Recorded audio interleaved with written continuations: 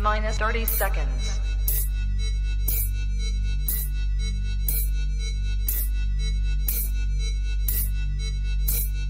T-minus 20 seconds.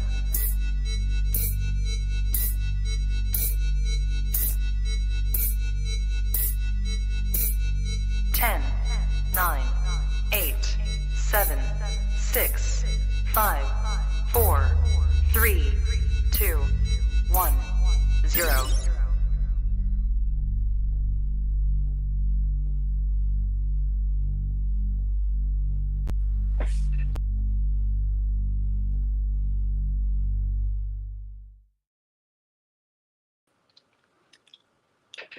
You are now tapped into the coolest reptile podcast in the world. And yes, it is Monday. It is a special day, and we are super excited to bring you a new Breeder on the Block series featuring none other than your boy, MJ from Trap Exotics. Everyone, you will not be seeing MJ just yet, but that doesn't mean that we're going to make this podcast anything less than you've come to know it to be. So hold on real quick. Let me.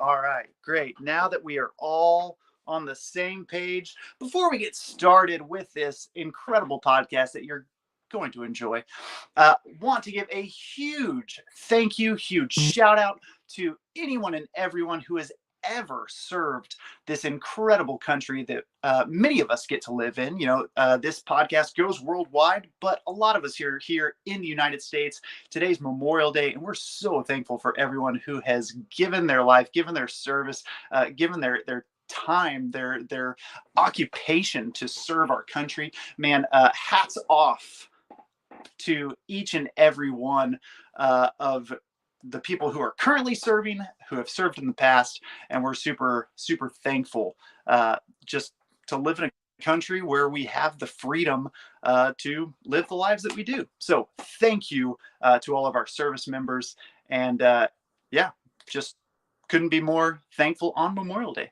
So also, we want to let you know about the incredible sponsors for this podcast. Now, it wouldn't be a Green Tree and an Arboreal podcast without one of our best friends, Gary Shavino from GS Reptiles.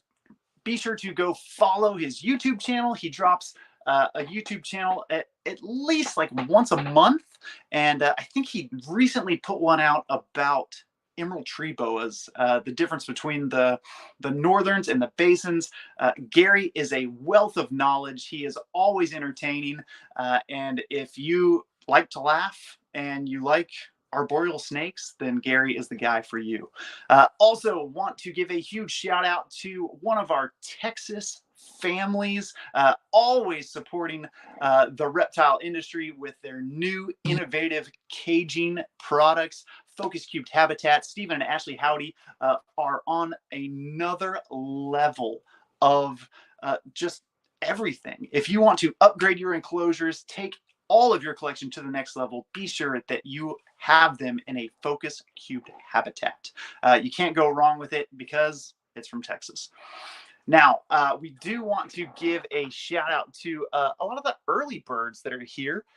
We got Justin Campbell. Let's go. We got Ricky Bobby. What's up? How's it going? Cruz Family Constrictors. Glad y'all are here. Also, Sexton and Flex and Reptile Podcast. Hey, that's a podcast that's worth listening to. I'll tell you that much right now. Heathen Hatchery. Glad you're here, Brian. Thanks for showing up. And we got, what is it? J Creation. Cool. Hey, glad y'all are here. It is going to be an incredible show, and we are super excited to not only have myself, Mark, from Texas Chondros here, but we also have an incredible guest from the state of Texas joining us, Patrick Holmes. What is up, Patrick? What's up, man? Hey, dude. It's always fun to see your face, but man, I love it when we have a Texas takeover of a podcast. That's right. Have you hit hit your water bowl bong yet? No, I'm just hitting my water bottle over here. You guys know how I do. Oh, all right. Yeah. Hey, to each their own. To each their own.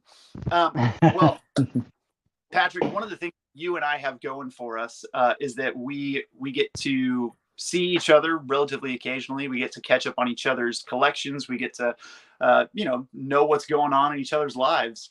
And if other people that are listening to this don't have people like that, a way that they can get people like that is by joining the Trap Talk Patreon page. I'm in it. I've been in there for a while. There's over 165 trappers worldwide that each and every person can come and get to know people like Patrick and I have. We know so much about each other's collections. We know what's hatching that we haven't talked about. We know the pairs that we have going on. And if you want that community, tap in with the Trap Talk Patreon family. There's over 165 people in the Discord. The Discord's awesome. And they talk about all snakes, ball pythons, green tree pythons, scrub pythons, carpet pythons, boas, everything. So definitely a cool place to get plugged into there. If you want maybe a little bit more specific, you can join the Texas Chondro's Patreon page. That is a shameless plug that I'll put in there. And you can just message me for that if you want more info.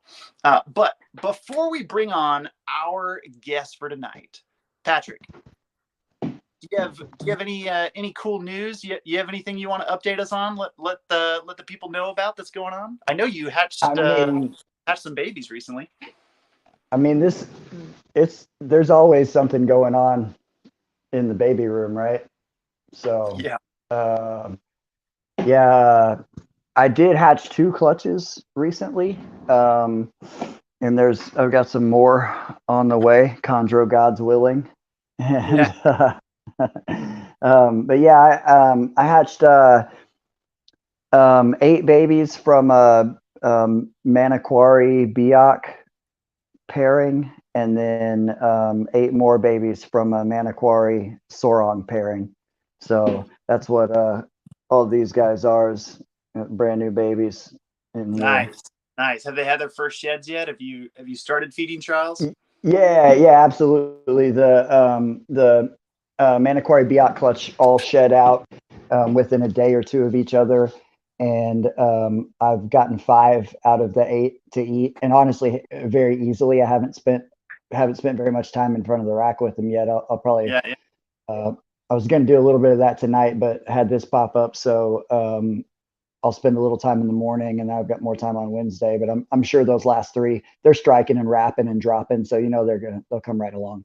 And then the other clutch, there's one of them starting to shed right now, so they should all be shed out in a couple days, and I'll be getting those guys going. And I have a feeling I'm going to have better success with that second clutch with daytime feedings. The Biak outcrosses, I got the first 3 to go during the day, and the next 2 went in the evening. They'll be kind of all over the place, but the Sorong Manokwari, the Pulcher types, they seem to be daytime feeders. Yeah. Well, that's great, man. Super excited for you. I always love hearing about your you get going, and man, I know that we're going to spend a lot of time talking about establishing babies during this episode. And even before that, getting the babies alive. That's man, no easy task. So without any further ado, we are going to kick off episode number 344 from our New Breeder on the Block series, and we're going to bring on ya boy, MJ from Trap Exotic. Ching! You ready for do more in the future? Trap Talk podcasts? Yes. Man. Only Trap Talk. Exclusive. Yes. Exclusive. Oh. So stop calling us. Rub the spot, get the club to pop. When I come up with the crop, gotta love it or not. I'm hot from the hop to the rub the spot, get the club to pop. When I come up with the rub the spot, get the club to pop. When I come up with the rub the spot, get the club to pop. When I come up with the rub the spot, get the club to pop. When I come up with everybody, we do it We do it. Do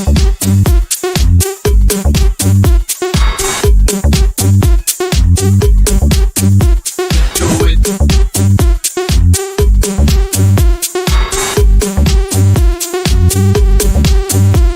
Do it.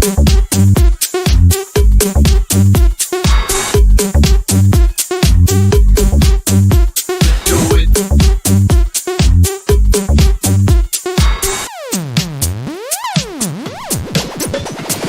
Rub the spot, get the club to pop. When I come up, rub the spot, get the club to pop. When I come up, rub the spot, get the club to pop. When I come up, rub the spot, get the club to pop. When I come up. Hey, yo, that was fucking epic. Oh my God. You killed that shit. That's all I got to say is like, you killed that, my man, Mark. So I'm so excited to be here, first and foremost. What an honor. Thank you so much. Hey, But thanks for coming on to your own podcast. That was good, my man. How you guys doing, man? What's going on? How are you, man? My two of my favorite Texans in the building. What is going on, guys? Dude, just living the Texas dream, man. It doesn't get any better than living in Texas in the springtime, man. This is it. This is the best weather, the best time of the year for chondro hatching and babies coming out. So it's a good time. No complaints here.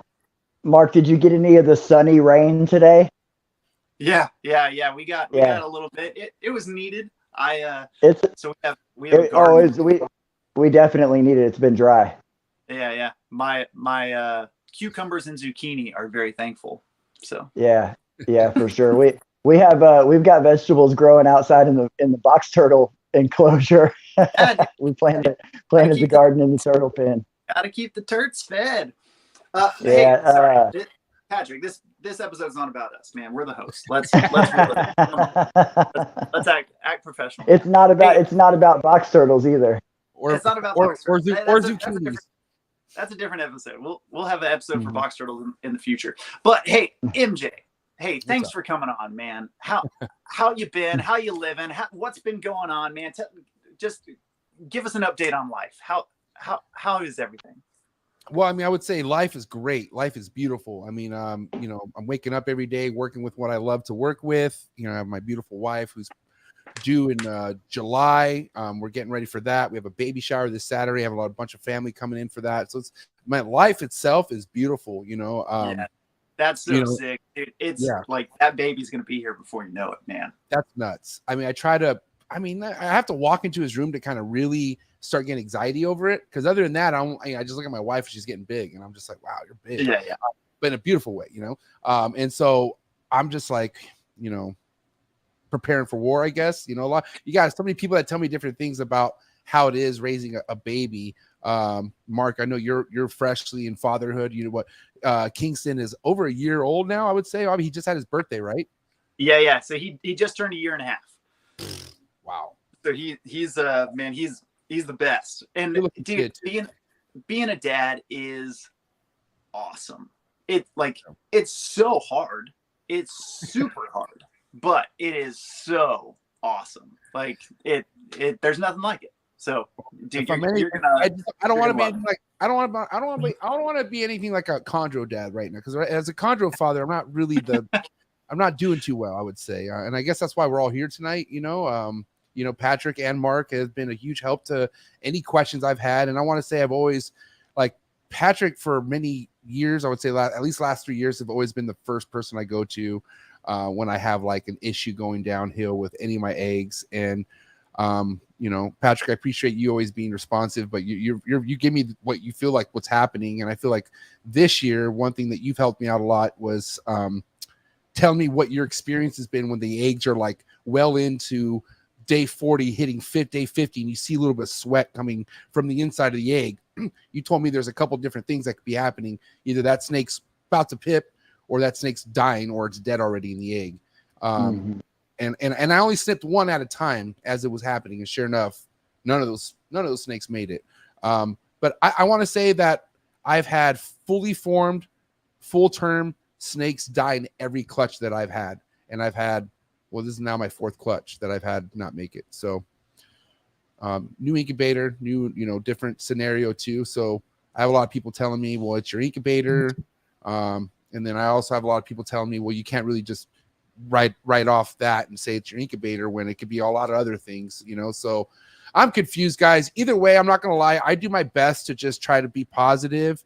And I feel sometimes it's better to show my failures because, you got to admit, not a lot of people, that's not really the thing to do from back in the day. A lot of people don't like to show this shit. And I get why, because there's always somebody with an opinion. And I know a lot of people are trying to come from a right place, but I only respect certain people's opinion when it comes to telling me what happened to my snakes. And everyone wants to tell me what they think was wrong, and I have to accept that if I'm showing it, right? So I feel like that's where I'm kind of battling because I'm like, all right, guys, this is my failure. But inside, I'm really hurting. Like, I'm not, oh, man, this sucks. Like, it really does suck, and so I figured, enough is enough. I have this series to bring new breeders to share their experience with what they're doing. And I feel like I'm that person right now. I've been in this game going on 5 years, and I have no success behind breeding green tree pythons.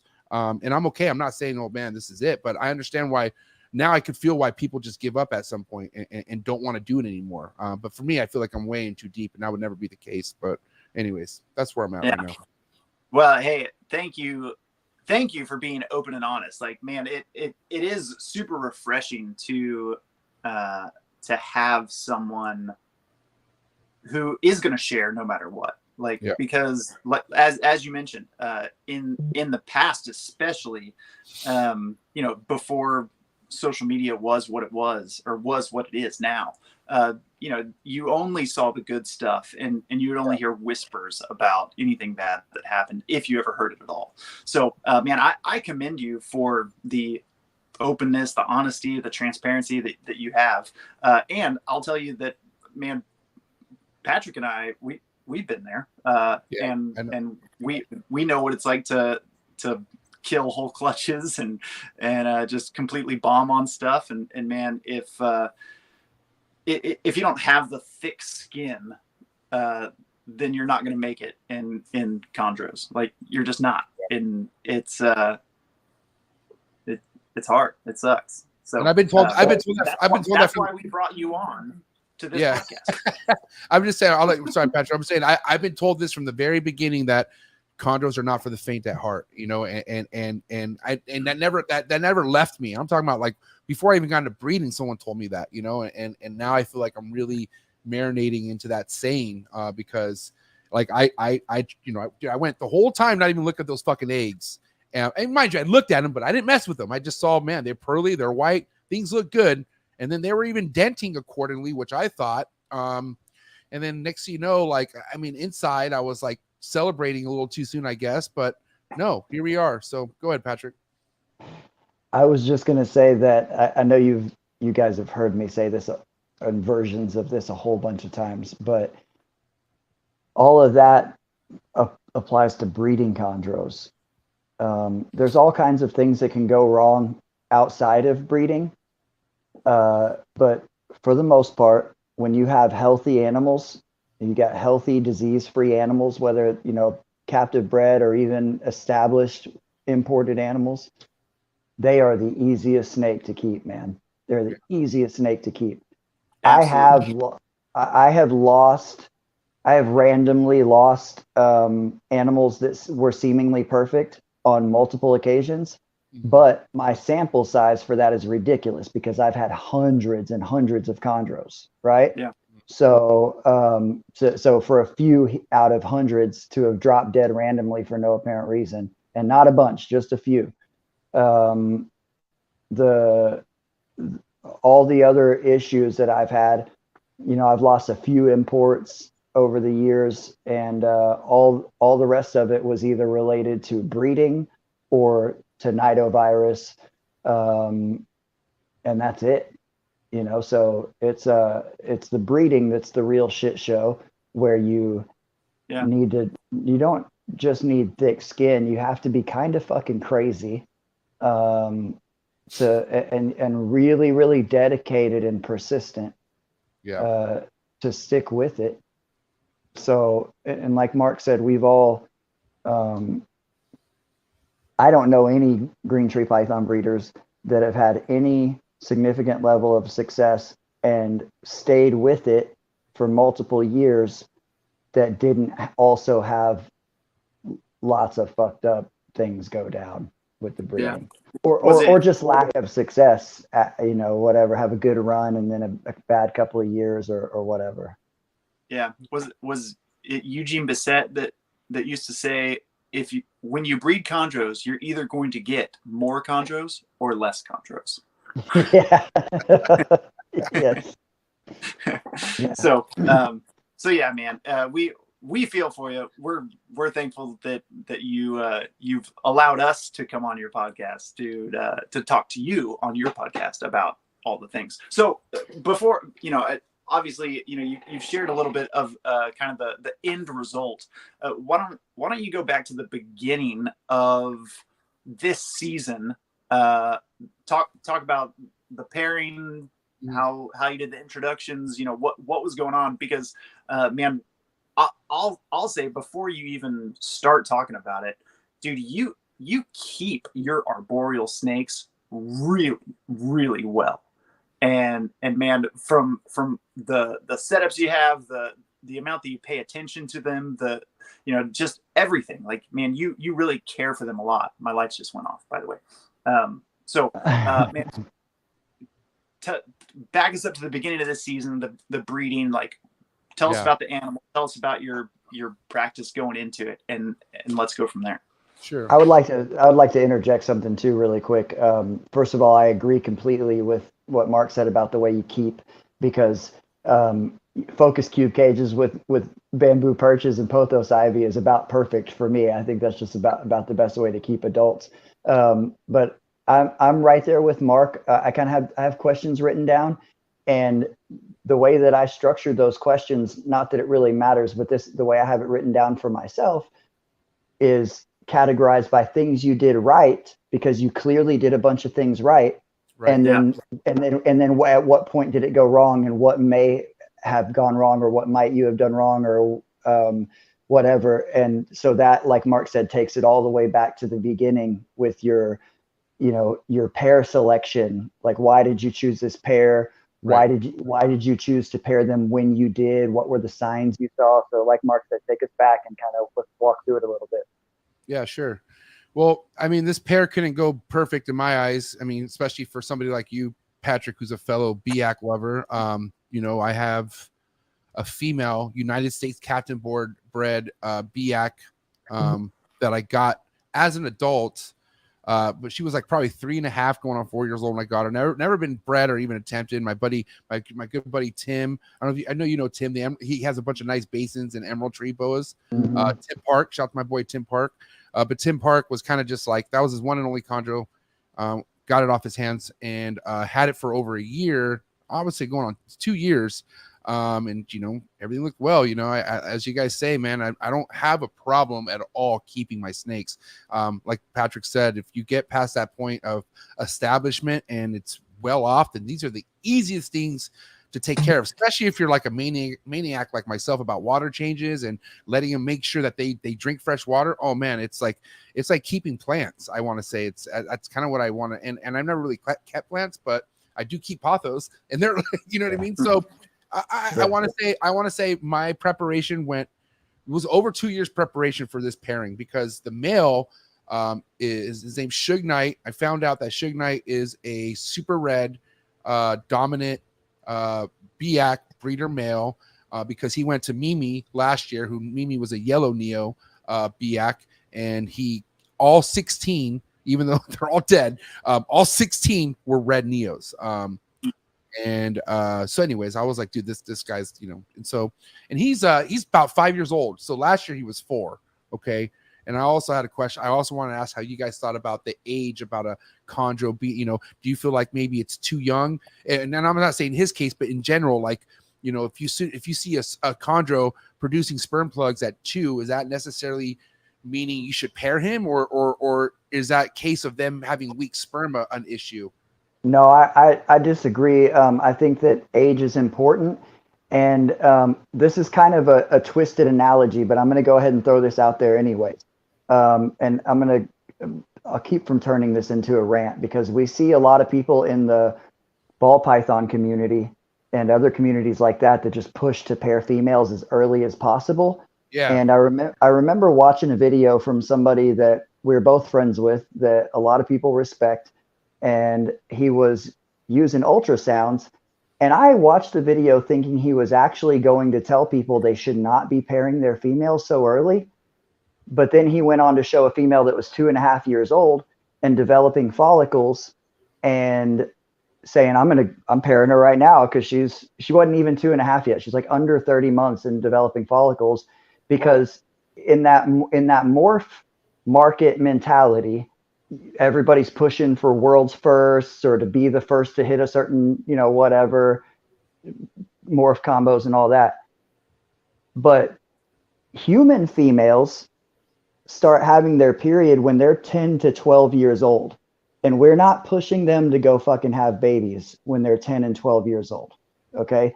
Just because they are physically, sexually mature does not mean that they are ready to breed or that they should be bred.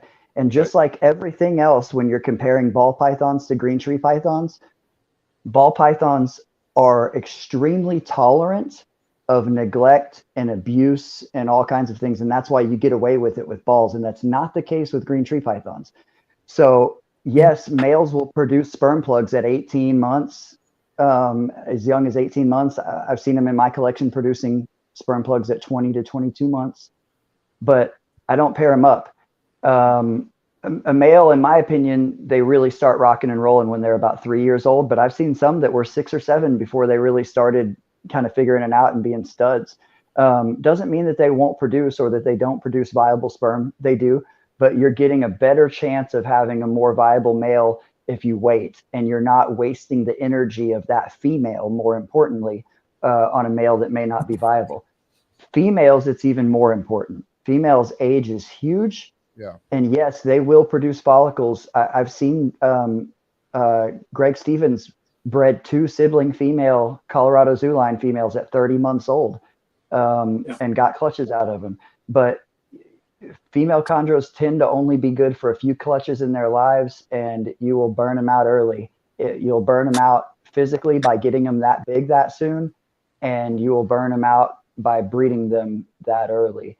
I think they need to be a minimum of 4 years old, and most of the time I wait until females are 4.5, 5.5 years old to start pairing them up.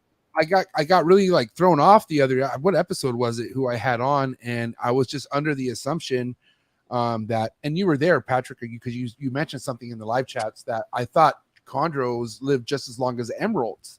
And Alex Warren, shout out to Alex Warren, but Alex Warren had took his hands over a female that has been bred, and she was 10 years old, and it just passed away on him. And I was kind of like, Warren Booth just told me my emerald is prime at 10 years old. So why would your snake die at 10? But that's not the case, I guess, with chondros, right? Yeah, and it's not just chondros and emeralds. It's boas and pythons. Boas tend to be slower to mature in general, and they really, it's not just emeralds. A lot of boas, these are animals that are going to live 30 or 40 years, and they are really, female boas are really hitting their breeding prime, especially emeralds and especially basins. They're really slow animals, and they're really hitting their breeding prime at 8, 9, and 10 years old, and just getting into it. And also because it's hard to breed those things back to back, and a lot of people try to breed chondros consecutively. That's another factor in like the longevity of a breeding female emerald. Yeah. So yeah, I mean, going back to what I was saying, I had very high hopes, not high hopes, but like, dude, this pairing should be the pairing, right? So I paired them up. I would say January is when we kind of got our first real cold front, and like I had a little bit of rain here in San Diego. So I paired them up, and all the other chondros, and they're the ones went straight to work. He didn't mess around, and did the thing, locks, fed, locks, and then eventually she turned off. And I will say that even these chondros have that glow before they go type of thing too, because I just saw this like really nice like coloration just popping off on this female now. So I knew something was up. And obviously too, the male goes from just smashing to just like, I'm good now. Like I'm sure that's what you guys experienced too, right? Like going from interest to just like, all right, this fool has not touched this girl in a while, after he's like schedulely just been messing around with her. So all that went accordingly. How were you feeding her? What kind of feeding schedule did you have her on while they were breeding? Once every 3 weeks. Actually, no, I'm sorry. Hold on. Every other week when I was breeding them. When they're not breeding, it's once every 3 weeks, I would say. But when I was pairing them up, I was feeding her every 2 weeks, anywhere from like a big small to, I think I gave her a medium once, like a pretty good size one. So, and she was, she's a girl who just eats, BXR, they don't miss, they just keep eating. So she was eating, she was going through the motions, and then she just shut off. And so now I do notice too, here's another thing I want to bring up. Shout out to my boy Socrates. I remember one time I was at his house and White Diamond had just ovulated or something, or I think it was right before I went over to his house, and he was kind of like not too stoked about it. And I'm like, dude, I mean, you want this girl to give you a clutch so bad? He's like, yeah, but she's gonna give me slugs. I know it. I'm like, how do you know that? And he's saying based off the ovulation size. And I was like, huh, that's crazy. And I noticed that her ovulation, and I don't know if this had anything to do with it, but just wasn't as big as like her ovulation. I can tell you that much. And ovulations I've seen, it was just kind of like, it was there, but it just wasn't a football, as you could tell in some of the other scenarios. So I don't know if that had anything to do with that. If you guys also had the same thing with that. So I don't. I've had females. Go ahead. I've had females that have had huge, like massive ovulations where you're like, oh my god, like she's gonna explode. Like her skin cannot hold this in anymore. And have had, complete dud clutches. And then I've had girls that have had very small, like almost unnoticeable ovulations, or at least like it's hard to tell the follicular development apart from the ovulation, and have given me completely perfect clutches, and vice versa. I've had incredibly big ovulations that were 100% fertility, and really small ovulations that were all slugs. So I have not seen a correlation with that. I know that there's been threads on the old NVF where people talked about ovulation size and even like how long the ovulation lasts while they're swollen. And from everything I've seen and in my experience and some of the people that I've talked to, it's just not a for sure thing. Like you can't look at an ovulation and say, definitely fertile, definitely infertile, going to be a huge clutch, going to be a small clutch. I also forgot he mentioned this is a huge piece of probably why he said this, is because he said he put the male in too late. Yeah, he did. That's what I was going to say, is that I remember that pairing, and I remember that, he has a ultrasound, and that's how her follicles were already too big when he put the male in. Yeah. And I've experienced the same thing as Mark. There does seem to be some correlation between the visual aspect of the ovulation, the swelling, and the length of time that occurs with clutch viability and size, but it's not a consistent correlation. My very first Chondro clutch, it was not a huge clutch, but it was a relative, not a huge female either. She was about 750 grams when I paired her up, a Kofiau female, and she had a very, very subtle ovulation. And I was there the whole time. I didn't miss it. I saw the build up and the whole thing, and I have pictures of it. It was a very, very subtle ovulation. And I can't recall. This has been, it was 13 years ago. I don't remember how long it lasted, but she had 12 perfect eggs, and I got 100% hatch rate on it. And I have had females that I didn't see an ovulation at all, or it was very subtle, and they gave me bunk clutches. And I've had just a couple really significant ovulations where they had very low or no fertility. So it's there's a correlation. It's just not a consistent one. Yeah. Okay. Yeah. So like I said, I noticed ovulation, she shed, all that went to what I'm familiar with based off the other chondro pairings I've gone through. And she laid 16 eggs. And I want to say, no, she laid 15 eggs, and 6 of them were duds. So she gave me 6 duds. Were they like small, like orange slugs, or were they like fully shelled, fully formed eggs, but just no, like you couldn't candle an embryo in them? They were like they look like candy corn type shit, you know, like it was straight, like duds, you know, like straight duds. And then there was a couple boob eggs, right? So some of the ones that I did put, I might need to reset my camera because I'm glitching.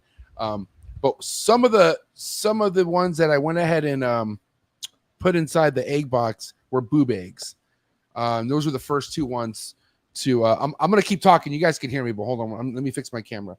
Can you guys hear me? You guys can still hear me, right? Yep. All right. So, anyways, I fixed my camera. But anyway, so 2 of them were boob eggs, and then I went ahead and still put those in with the other 7 that looked perfectly fine to me. Now I will say, man, this is tough to say because I didn't want this to kind of be the I didn't want this to be like the determined factor of what was going to happen with my clutch. But I will say, if you guys noticed, I used a God dang it, why isn't this going in? Sorry, hold on. There we go. Hold on. All right. I used this egg box that I got from Amazon. Did you guys notice a little wooden egg box that I had, and it had like, it looked like a bird box? Did you notice that? Did you notice that, Patrick? Because I saw pictures. Yeah. Lay box. Is that what you're saying? The lay box. So it had like a little mini door, but that's the only way that you could kind of access it. It has like a little mini, like a latch in it, and you can open it, right? Well, I already knew right away this was probably a bad idea because I'm like, how the fuck am I going to maneuver and get her off the eggs without fucking her rocking over the eggs? And she rocked the eggs. I'm not gonna lie. She, because like I said, I was trying to get her off. She was huffing and puffing, and she didn't want to let go of them. This is the second time that this has happened to me where she held on with all might with her fucking, and because of the angle, how I had no room, I had no choice but to pull her with the eggs out of that fucking little tiny, which I'm never gonna use again. I actually stomped on it just earlier today. But I'm not gonna lie, guys. She as I was sliding her over to the exit, and I pulled her up. That's when they dropped, and I noticed rolling. I can't even tell you. The ones that rolled were like majority of the ones that rolled were the duds, but a couple of those nice ones that looked good rolled as well. Okay, and I'm not saying that's what it was, but it wasn't an easy transfer at all. And I wasn't open about that because I didn't want people to be like, oh, those eggs are fucked, you know, because anytime anyone's told me that, they've always told me, dude, yep, it's over. And I didn't want that kind of like, you know, I didn't want that fucking kind of like energy. That bad juju on your shit. And I didn't want, because I kind of knew that in the back of my head too. I was like, dude, you know, there's probably a chance now these eggs are going to be fucked because of this. And because I know this is more likely my only chondro clutch of the year, I tried going with positive, like, just fuck it. Just let's see what happens, you know? So like I said, Patrick, I'm not blaming it, but that did happen. Okay. Well, that's definitely not what happened to your clutch. At least not to the ones that went full term. Right. And so what can happen when that goes down is that the veins, the vasculature can rupture.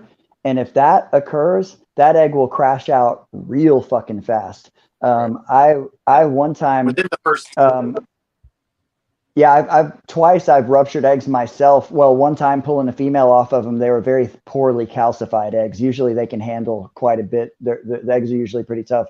And I one time ruptured a blood vessel in an egg. It's the only time this has ever happened to me while I was candling it. And I watched the blood spread through the egg and I was like, son of a bitch. And sure enough, I mean, they crash out real fast. Shit. So I'll make a couple comments on the nest box thing.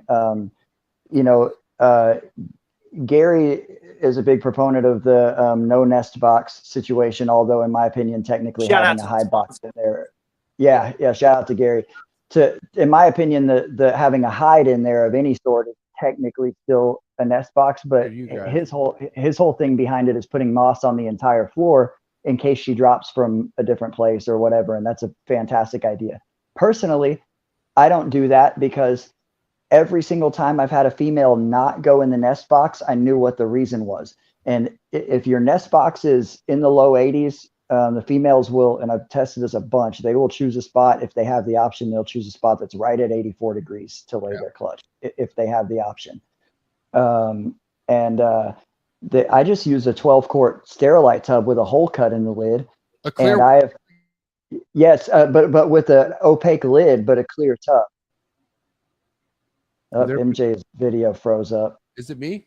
Am I Oh, freezing? I can. It was just your video froze for a second, but I can still hear you. Yeah, I'm sorry. Yeah, but so what you're talking about, the clear tubs is what it was? It's a clear tub, but it has an opaque lid so that it's still dark inside of the tub, but I can see in through the side. That way she's got the shade that she wants and feels secure, but I can still kind of peek in without messing with it too much. And I have used anything from sphagnum moss to towels to puppy pads with leaf litter on top of them. They'll something about having organic material in there. I have had females eventually check out the box after they're cruising around, just with a towel in there. But if you put organic material in there, sphagnum moss or leaf litter, and especially where that's the only place that there's any organic material, I've had females literally, I one time had a Sorong female, I slid the nest box in and she started flicking her tongue because I was fucking around in her cage. She literally came straight off the perch and dropped right into the nest box right there in front of me. And so there's something about the leaf litter or the moss. Good. Yeah, good. what? I had that same thing happen where I was moving. Can you get? Sorry, y'all hear me? Yeah, you're Yeah. you're I was glitching just. moving the nest box around. You might need to Am I dip good? out and come back. You might need to dip out and come back in, Mark, because you're glitching just a little bit. All right. I would reset it.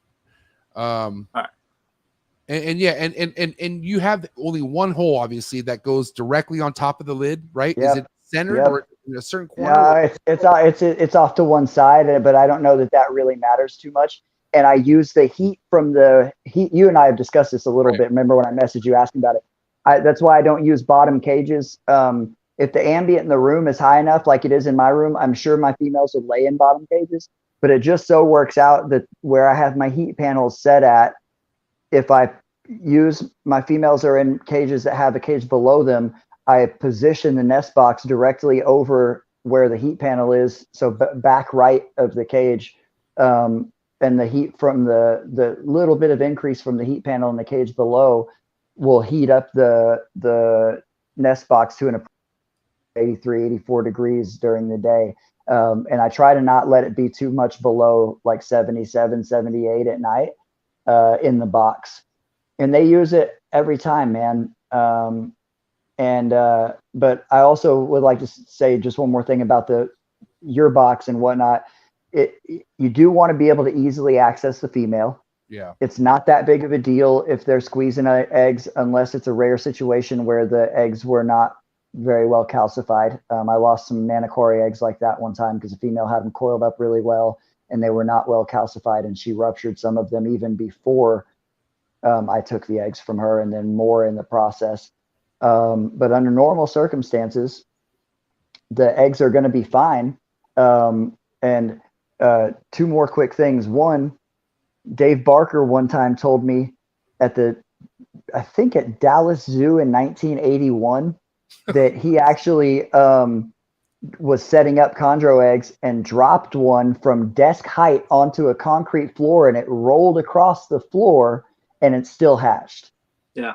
And that's an extreme version, but and Dave Barker's got a lot of awesome stories like that, but I 100% believe him. And secondly, I think I talked about this somewhere publicly, and James Opdahl does this, and I've been doing it with ornery females lately. If you will grab that female behind the neck when you're pulling them off, she will fucking bail on the clutch. She'll just let go. Her whole body will let go. It's amazing how easily it works. I normally, I still like to tickle my girls and loosen them up and pull them off with my hands. Right. I have pulled a chondro off of eggs over 30 times now, and I've never been bitten. I was making fun of Alex Warren for wearing wearing gloves. Armor At- gloves. Oh my god, Yeah. like for welding, but they had like Yeah. metal proms on. I'm like, whoa, I was like, Yeah, they were like studded falconry gloves or some Bill shit. set him up, bro. Bill set him up for sure. Those pink ones were fire though. I thought that was great that he. No, but I usually like to finesse the female and loosen them up, and I still do that. But that's when I've seen how easy it is to grab them behind the neck. I feel like now doing it any other way is like an ego thing for me because I can just get in there and kind of tickle them off without getting bitten. But I have made some videos recently that I'll post of pulling females off eggs. But if you just grab them right behind the neck, they just fucking let go of the whole clutch. It's badass. They just bail. What about you, Mark? What's your approach to pulling the females off?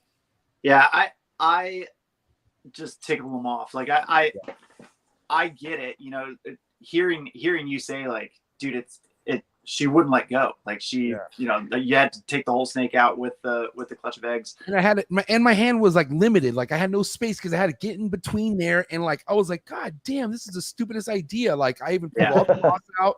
Like I was really regretting it. I was like, this is gonna be really difficult. And sure enough, but the old timers, they use those like very similar nest boxes where it's basically a big birdhouse. It's like an owl house, and they so you're in good company. Like you plenty of people have done that exact same thing, and I'm sure have gotten to the point of trying to get the eggs out and go, oh, dude, I don't even have space to get my hands in there. Yeah, it's got to be accessible. She loved it. Like Patrick said, man, I had 84, just right where she was at, and man, she didn't leave that nest box for like almost 2 weeks. She loved it.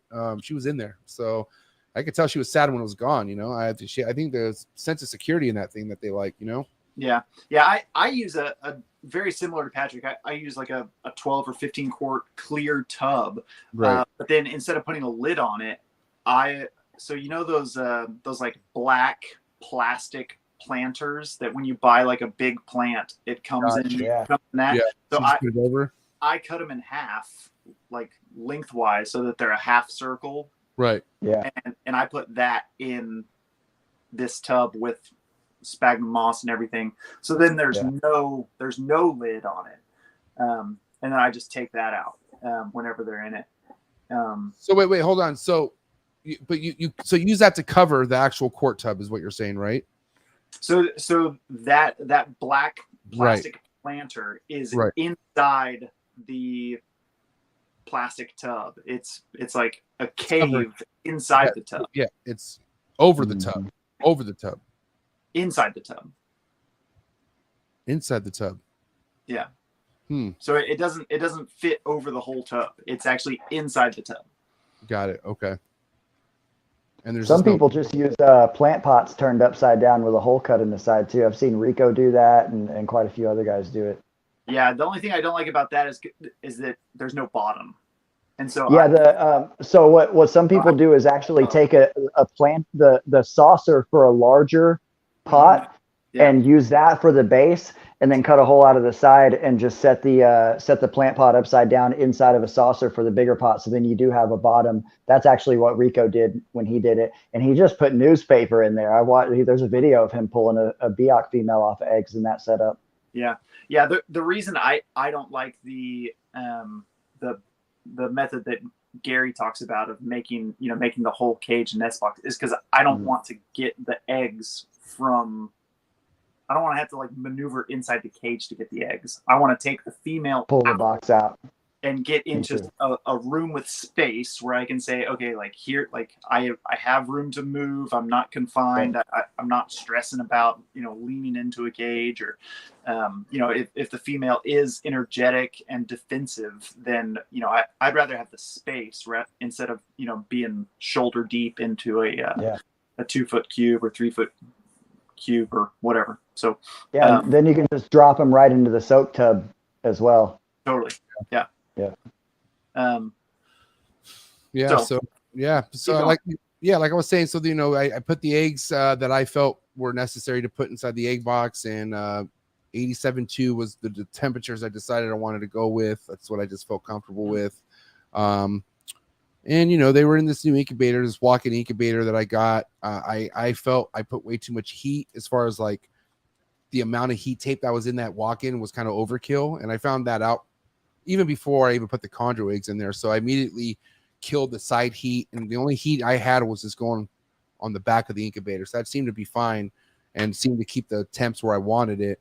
Now, the only thing I will say about fluctuation issues that I had within the term of these being incubated and whatnot, and this kind of made me think about what happened with my tree monitor too, because I had one tree monitor that was, I don't want to say it was full term, it was almost there. Its chest was completely open, and it was like its guts were kind of inside out, right? So but it was like fully formed every elsewhere. But we had a couple like weekends where we had a heat wave. And so this room, like, it's crazy because I got this room insulated just so I could control the temps.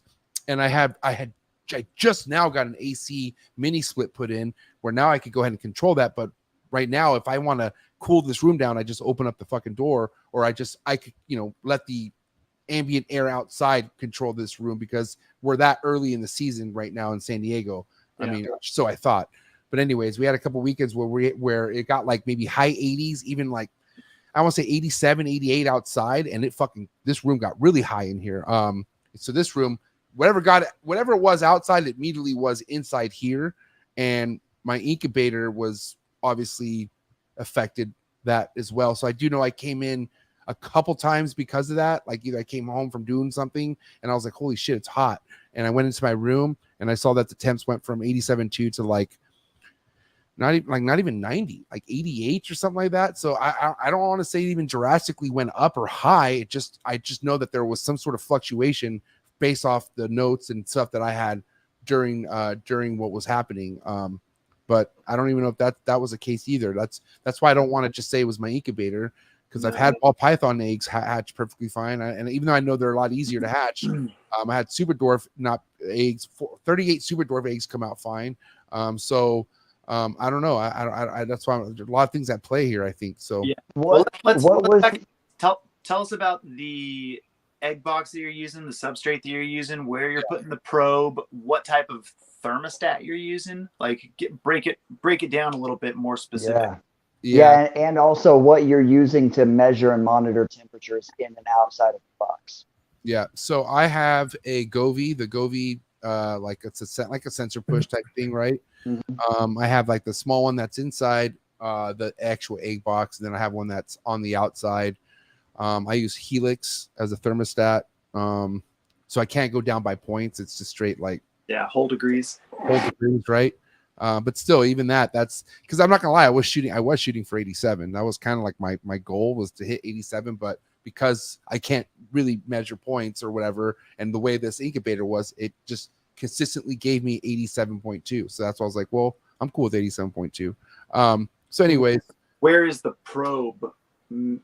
Right, it's placed right outside, like not touching the heat tape, but like right there on the back side of it, like right there, like positioned on the outs, like right there on the back side of the rack of the incubator. So, okay, like midway down too, like I would say probably higher top, like just kind of top of the heat tape. I wouldn't want to say middle, just kind of top. Okay. Yeah. Where your temperature sensors, are they the cheap LCD readout ones or the Wi-Fi ones with no readout? I have this one right here and the white one with no readout. So this one. Okay. And the which one was inside of the box? The no readout. Okay. Do you have your did you go back through and look at the data from that and look at what kind of spikes you got inside of the box? Yeah, the only spikes that were really happening were during those heat waves, and it was only going up like a degree and a couple points tops, I would say. Yeah. Now, I did notice. No, that wasn't even that clutch. Never mind. No, that was something else. Yeah, I was gonna say I had a crazy drop in temps, but that wasn't that. It stayed 87 too, and then would go up to that 88. And that wasn't even like an everyday. That was like a sporadic, like weekend thing. Maybe did that maybe 3 times or something like that. Trying to think what else, but yeah, so I kept it in, I go XL Sim, so XL Sim container, which shout out to the sponsor, Sim Containers. I appreciate so much, but man, not everyone likes to use Sims. Apparently, I found out. So I don't know why. I love my Sim containers, and I know a lot of people have said stuff about them, but one of the problems, this applies to chondro breeding across the board. Sample size is a huge problem. You'll have one person have one bad experience with one thing, like, oh, my snake ate its puppy pad or ate its paper towel, or I lost a whole clutch in a Sim container or whatever. I still use paper towels and I still use puppy pads and I still use Sim containers because I have a massive sample size and I have not been able to show that any of those things are problematic at scale. So, I love the Sim containers. But the thing is, the container, it's just like a cage. Yeah. The container doesn't necessarily matter a whole lot if you're able to maintain the parameters. I use Sim containers because I think they fucking look cool, because I've been using them for a long time, and because I was the first person in the United States to hatch chondros in a Sim container. So I keep using them because I like them. But it doesn't really matter that much. It's just like a tub versus a PVC cage or whatever. The container is not the issue if it maintains the parameters that you're looking for. And I want to hear more, but already my money says that the temp spikes are what caused your problem, because chondro eggs are far more sensitive to temperature increases than any other big python eggs are going to be. And also that maybe things are not quite stable enough in the walk-in incubator for small sensitive eggs. Maybe that walk-in is great for everything else, but the idea that makes me nervous, man. I like my coolers because they're very stable. Now here's the thing with that. Obviously my influence behind the walk-in incubator came from Ryan Young. And obviously Ryan Young's a fucking different guy's he's his own man. You know what I mean? What works for him works for him. And I'm kind of like, I can't imagine how many trial errors he's had maybe to figure out what works for his walk-in incubator.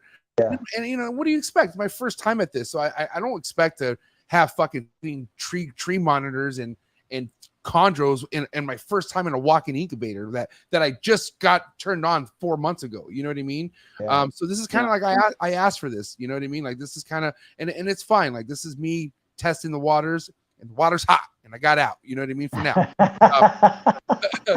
But I will say, because of how big my walk-in incubator is, and this is where I think I went wrong for sure with the tree monitors, because the tree monitor, and let's talk about this. The tree monitor laid her egg, the one good egg. Well, she laid 3 eggs in January 4th. That's literally was the moving week of me leaving my old house. But I kept those eggs incubating for, I want to say, just shy of 2 weeks at that old house before I moved them. Okay.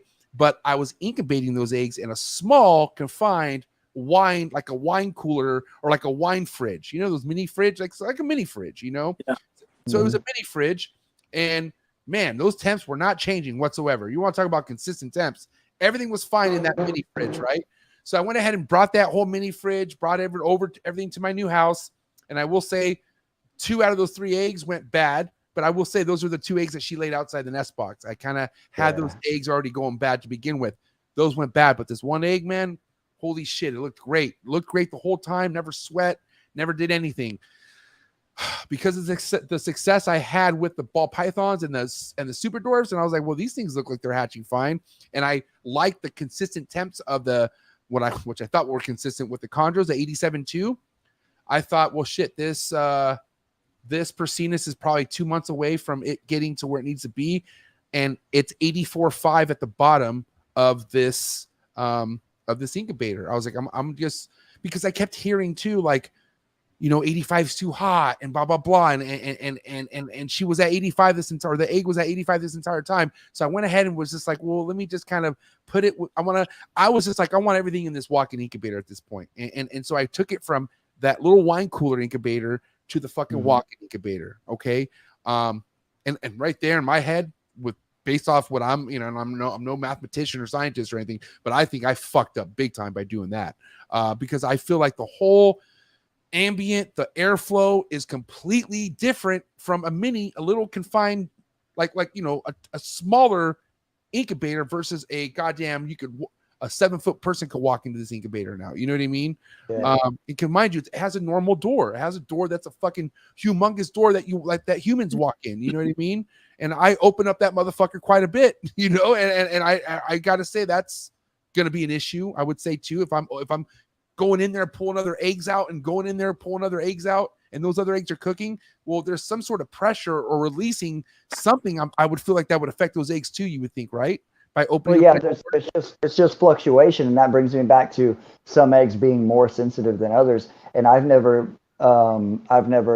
incubated monitor eggs before. And if that animal had organs on the outside of the body, that's something that happened at a very, very early stage in the development.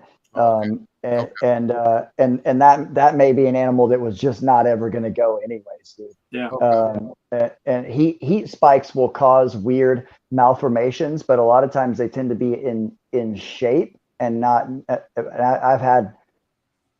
I posted a video a long time ago. I had a chondro hatch out that had no head and the heart was on the outside of the body, still beating. It didn't hatch out. I opened it up and pulled it out like that, but.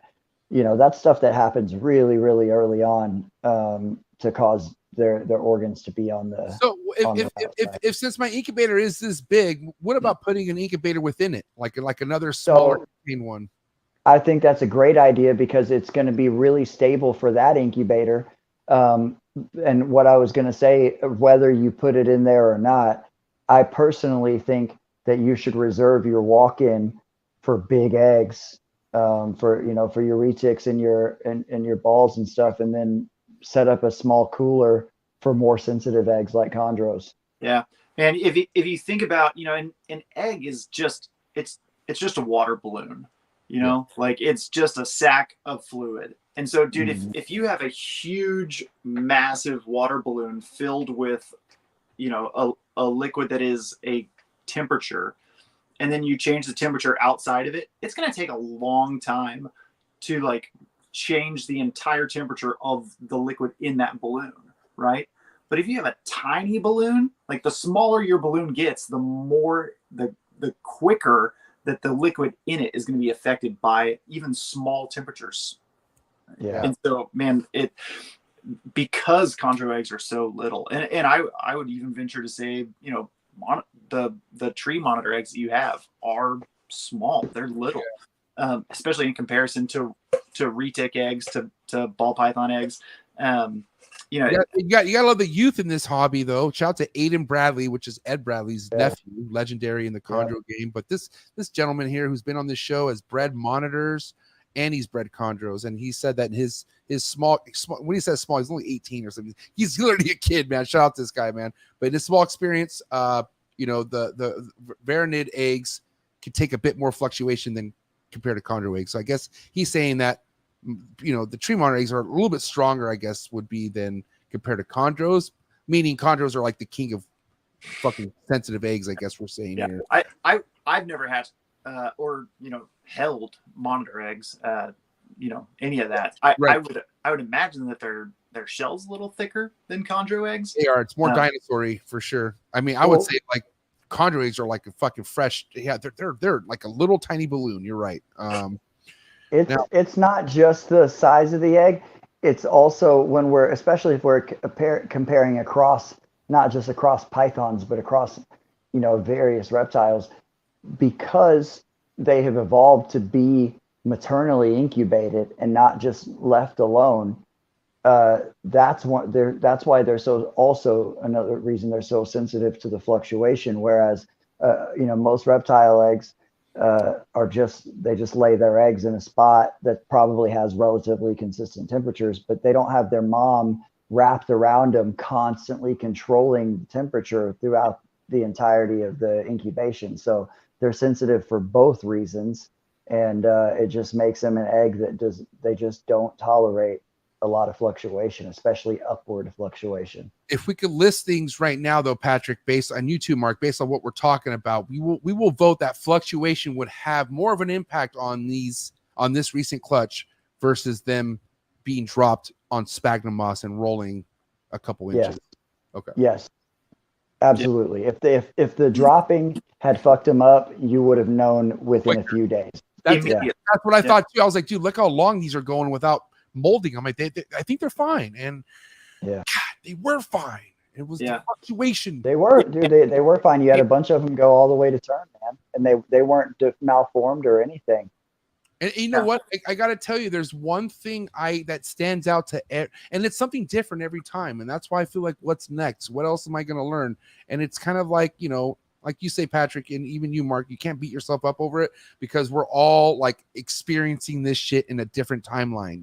Like you have certain people who just get that successful clutch right off the bat, and you have some who just take their licks like I am currently now until it happens. And some people don't even get it at all. And they say, fuck it, I'm out. I'm going to go back to collecting rocks or playing chess, whatever, But like Patrick, let's think about some of the other priors. Like, remember last year, Mimi, I think you're the one that asked me, like, what are her temps? And it was like 87 or something. And you're like, dude, that's way too hot.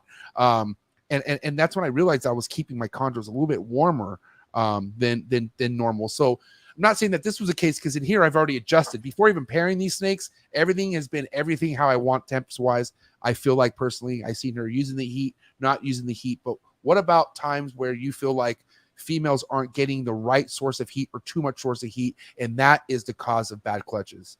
Well, let me start out by saying that I have to give some specifics around saying that 87 is too hot, because an example I'll use is when somebody, I hate it when people answer questions like this, but this is what you get in the groups. If somebody goes on and they're like, hey, what temperature should I keep my chondro at? Anybody who jumps right in and just throws a single number out there, don't listen to that person, because you have to answer that question with questions. How old is the animal? How large is the enclosure? What's the heat source? What is the ambient temperature in the room that the enclosure's in? 87 degrees is fucking fine. Most places where chondros live in the wild, the temperature can get up to 87 degrees. There's nothing wrong with 87.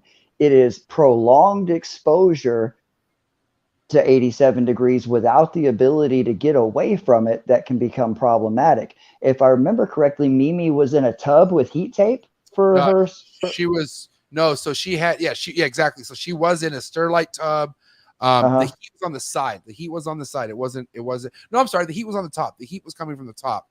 But she was in that one of those cork wood fucking hides. You know what I mean? With sphagnum moss. And when I gunned it on the floor, it was like 87, almost close to 88, I would say. Yeah. And she was down there for a while. It was like she was down there for a while. Yeah, and so that's too hot for that spot, and it also makes me wonder how hot was it in other parts of the cage that she was hanging out. And so in your current setups, they have more room to get away, so the female can choose to thermoregulate. You usually don't see chondros doing a whole lot of that, but with gravid females, they all of a sudden turn into a thermoregulating machine. You see them rolling their coils and switching positions and moving back and forth on the perch and all of that. And so I keep my animals in a more narrow gradient than some people do, but there's nothing wrong. Lots of guys have produced lots of chondros with a hot spot that was 87, 88, 90 degrees, whatever, but they were in decent size enclosures where the females could get away from it. And that's the key is if you have a bigger gradient, then that's fine, as long if they just need the space to move around and choose. I prefer a more narrow one, but I crank up the heat for my females a little bit. Once they've ovulated or they're getting really close and I know they're going to, then they've got a heat panel that's set 85, 86 is what they're getting on the perch. What kind of incubator are you using, Mark? So I have a Sea Serpents incubator. Those hot boxes. Yep, a hot box, and it's been great. So I have had a wine cooler incubator that I I made, I converted, I did everything with, and crashed clutch in there and was like, dude, I'm just gonna bite the bullet and buy an incubator. Like I'm done with it. And so my problem with the wine cooler incubator that I made is that I had too much air circulation in it. And so the fan that I was using had too much power, too much juice. It was pushing too much air, and so everything dried out. And it's strange when that happens, because a egg that's drying out will often like sweat a little bit. Like it desiccates and like looks a little dehydrated, but it starts sweating when the animal dies. Yeah. And what kind of fan were you using? I'm just curious. Was it a computer fan or what were Yeah, it was a computer fan, and just in the space that I had it in, it was just pumping too much air. So so I use a hot box, the 2-foot cube, so not even a big hot box, and I run a wet incubator. So I have a pan of water at the bottom to make the whole incubator humid and wet, and then I do a kind of a hybrid method of like the sim method with vermiculite. So after I totally crashed the clutch in the wine cooler, I did a clutch in the hot box and did it in the just eggs over water, the suspended incubation method, and got okay results, but just not near what I wanted.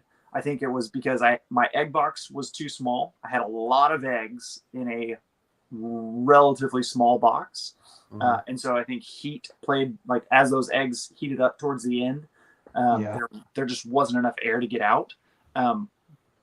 But I also just didn't like the water at the bottom. It made me nervous.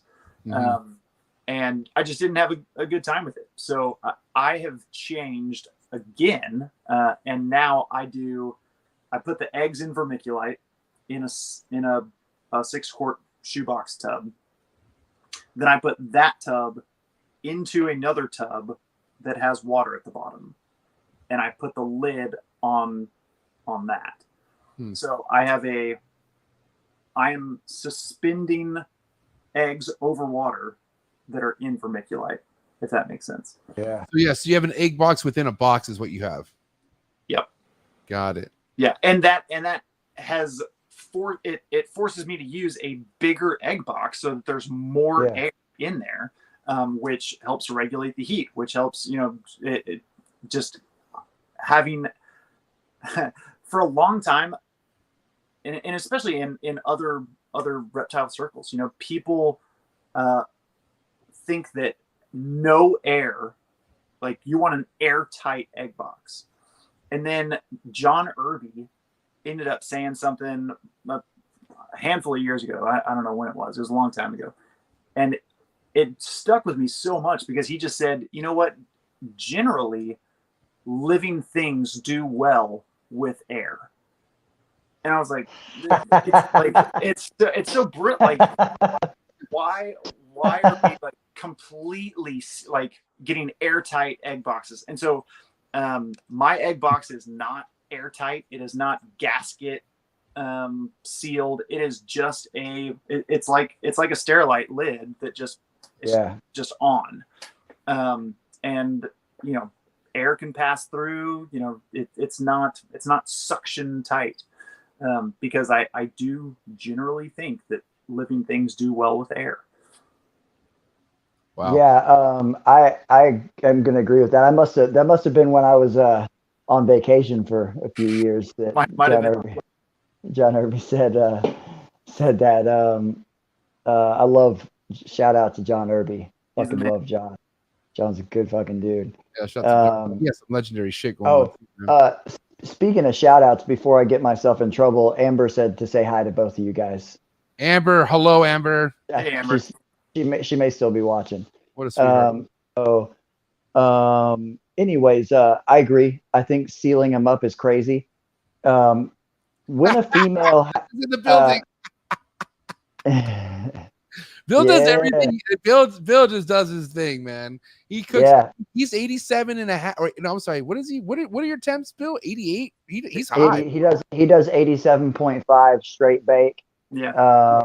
And yeah, I think sealed egg boxes, if there's anything that's as bad as water substrate, it's fucking sealed egg boxes. Yeah, well, but dude, here's the thing: is that you can ask successful chondro breeders, you know, hey, how is your incubator set up? How is your egg box set up? Yeah. And if you ask 20 people who have successfully hatched chondros, you're going to get probably 25 different answers of how they did it. And so Yeah.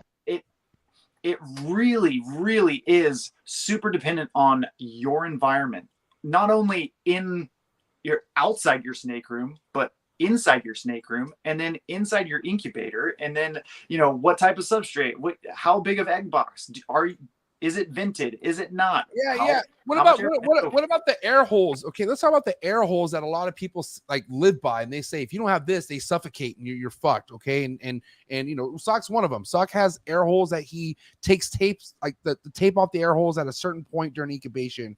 I mean, any of you guys do that? Is that important to you guys? Or Yeah, I do that as well. And let me be really clear when I'm talking shit about sealed boxes and water substrate. Just like Mark said about ask 20 different guys, get 25 different answers. That's accurate as fuck about anything related to chondros. Yeah. And but two things. There's a lot of right ways to do a lot of these things. There's also very, very wrong ways to do a lot of these things. Right. Just because something works doesn't mean it's without risks. And I feel the exact same way about sealed egg boxes and water substrate.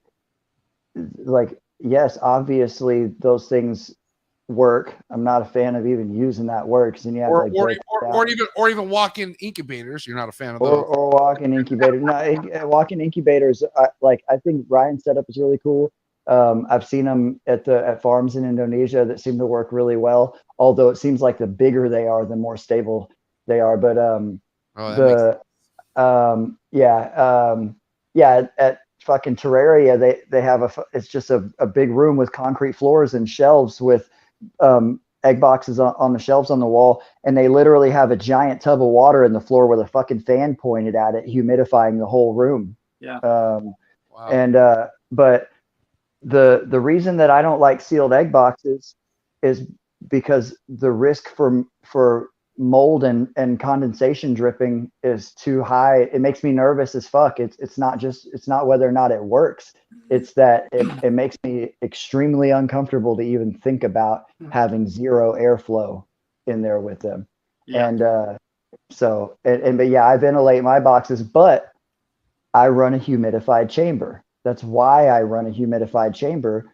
All of my incubators are 150 quart igloo coolers, and they all have water in the entire bottom of the cooler, which serves as a heat sink. It stabilizes temperature, but it humidifies the chamber so that I can have ventilation in my in my boxes and allow a little bit of airflow without losing the humidity inside of the box. My boxes stay right at like 99% humidity all the time. Yeah, same.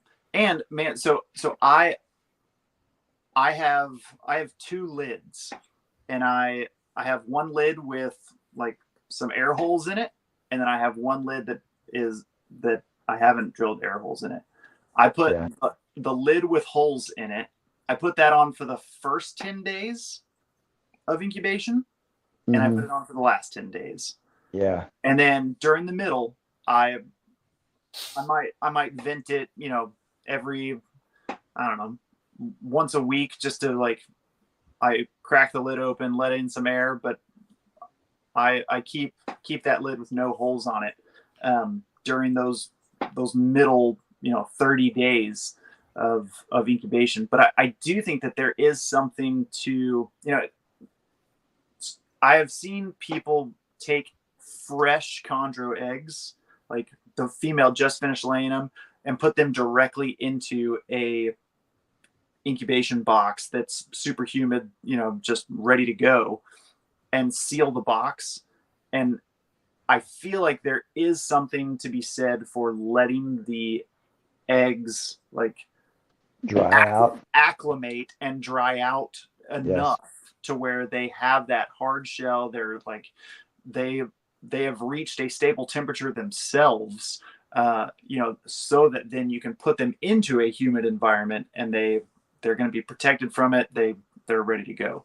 So I'm a big fan of ventilating on the front, and then when the embryos are fully developed, they're having that exothermic reaction where they're giving off more heat. I like venting at the back end as well to get some of that heat out. Yeah. And how big is the igloo you use, Patrick? One of those large ones, like the big they're 150 quarts. Yeah, they're all big. I have 3 of them. One of them I've been running since 2010. What are you using to suspend the egg boxes over the water and whatnot? They're over wet perlite, soaking wet perlite. The egg boxes, you put them directly on the perlite, the actual egg boxes? No, no. I mean, no, all that's in the bottom. So I'll just describe the setup. It's an igloo cooler. I like the coolers over wine coolers because I'm not a fan of having vertical stacking. I like them all to be on the same horizontal level, because you're going to get vertical temperature discrepancies.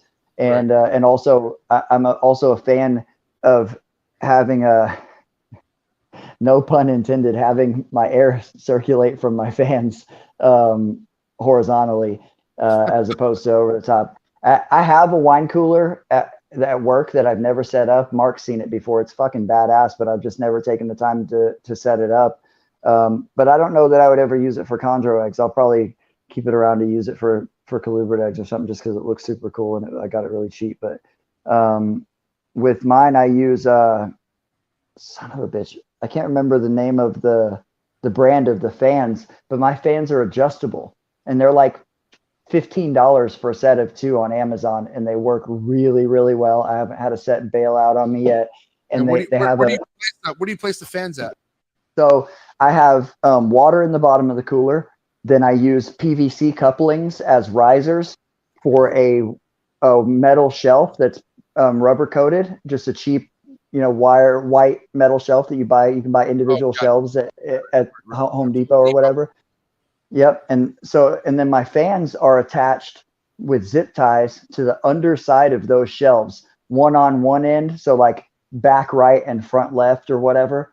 And so they circulate the air around just underneath the shelf level. That increases the humidity because they're blowing air across that water and just keeps everything very, very stable. And I have them on the lowest setting. They've got a low, medium, and high setting. I keep them on low so that it's just barely circulating the air, and that helps to stabilize temperatures throughout and helps to keep the humidity up.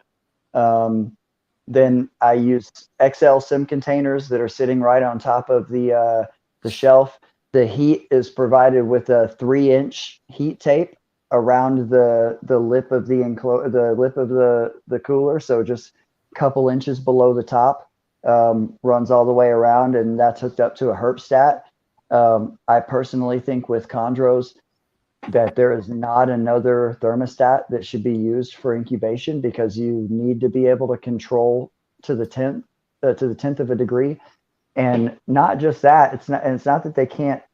It's fine if you could run one at 87, but the problem is that some of these thermostats, like the Inkbirds and the Reptile Basics ones, there's I can't remember the term they use for it, but they don't actually turn on until they're off by a full degree. So it's like a constant fluctuation, bouncing up and down, up and down, up and down. Whereas if you have a thermostat that's on like a dimming set that controls to the 10th, then it's just, slightly pulsing energy to keep it right at that exact spot. Yeah. So So what's your choice thermostat then? Herpstat. That's Herpstat all day. I have Herpstats. Right now, right at this very moment, I am incubating chondro eggs and mangrove snake eggs and bull snake eggs with Herpstat night drops, that one of which is probably 23 years old or something like that. They have never been calibrated. They are identical to each other within 1/10 of a degree, within 2/10 of a degree. As are they run right on with all of my little gobies. So, and I monitor temperatures inside and out. I put no more than 3 sims per cooler. And I'll get to that in a second because I fucked up a lot of eggs trying to pack my coolers out too much year before last. And then I've got one temperature monitor in every single box, and I just use the cheap one.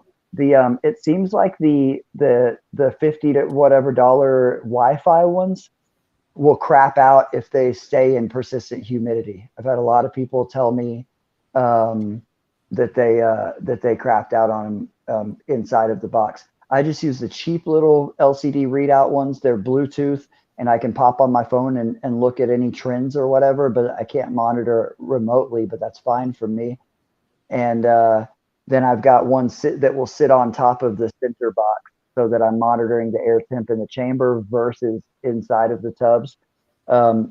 Before I put any of these things inside of any of these incubators, I will, whether inside or outside of the incubator, I'll put a whole bunch of them all in one spot and pull out any that are not within a couple tenths of everybody. And I'll have a probe running right next to it. So I'm constantly, while I'm not actually making changes, it's not true calibration, but it's referencing. I reference everything. I will never run a thermostat on an incubator or a temperature monitor on an incubator without referencing a half a dozen devices all side by side and watching them for several hours to see if they're all pretty well in line. And when I mentioned that and I run 87 degrees, I've got 3 incubators. 87, one of them's at 86, and one of them is colubrid temperatures. It's 82 by day and 78 at night. I throw chondro eggs in the 87 degree one first, and then on like day 43, day 44, somewhere in that neighborhood, I'll move them over to the one that's at 86. And then if I am not ready to put them up once they start emerging, I'll actually toss them in the colubrid incubator, which is going to be similar to what their rack temperatures are going to be. Yeah, and they can sit in there like I'm busy as shit, and I don't want them to sit at 86 once they start emerging. So if it's not convenient for me to put them up, they're totally fine. I actually prefer to keep them together even after after they've all hatched. I put all of my babies into one 6-quart Sterilite tub with a perch, one of David Brahm's 3D printed perches, and some damp sphagnum, and I let them just all chill together until they go into their first shed cycle. I don't separate them until they're getting ready to shed. MJ, with your sim boxes, do you have holes in them? Did you do any venting? Did you crack the lid at any point? Did you do anything like that? Well, what I like to do, I mean, I think 50, no matter what, I pulls off, or I think day 40, day 47, I forget. I can't remember these 47, I think. But I also noticed there was no condensation going on whatsoever inside the sim container. So I waited till day 50, and I just, as soon as I actually cut the wet one, Patrick, that you suggest I cut to see what was going on, that's when I removed the tape. And I think that was day 49. But day 49, and then the next day I noticed a couple eggs were wet like the other one, and just from the top. They were just kind of getting wet from the top. And, I think day 52 is when I cut those ones that were getting wet just to see what was going on. One of them was not even like developed fully. It was like one of those ones that was just like it was like it looked like a worm, you know, just with no pattern or anything, just like a pink worm.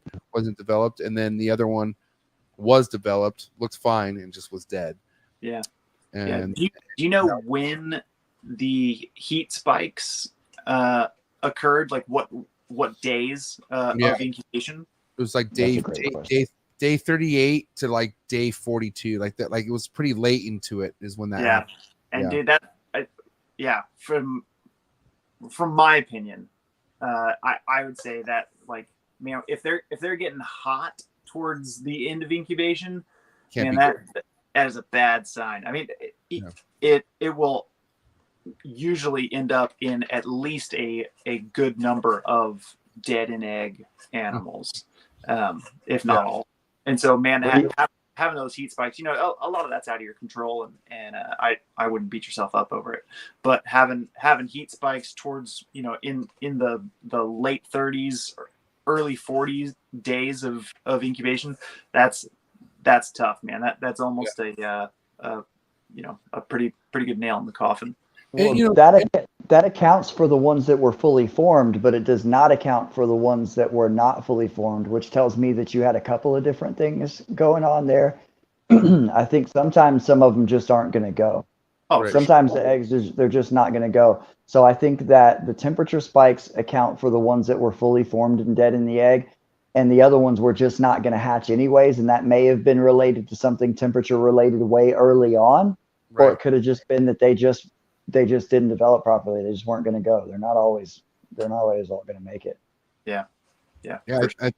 I just the only thing I can wrap my head around is just how much bigger eggs can handle this fluctuation temp type of thing, and I felt like I just kind of skipped that. Not that, you know, I did on purpose, obviously, but I thought, well, fuck, look at these retics, look at these ball pythons, and like I said, the temps seem to be fairly where they're at. And I also think this too, guys. I mean, I'm like, God damn it. And maybe this is where they don't make it in the wild if that's the case, but there has to be fluctuation in the wild. Like there has to be crazy like temperature changes from like thunderstorms to like a fucking sun beating down and like that type of thing, right? So so here's the thing about that though.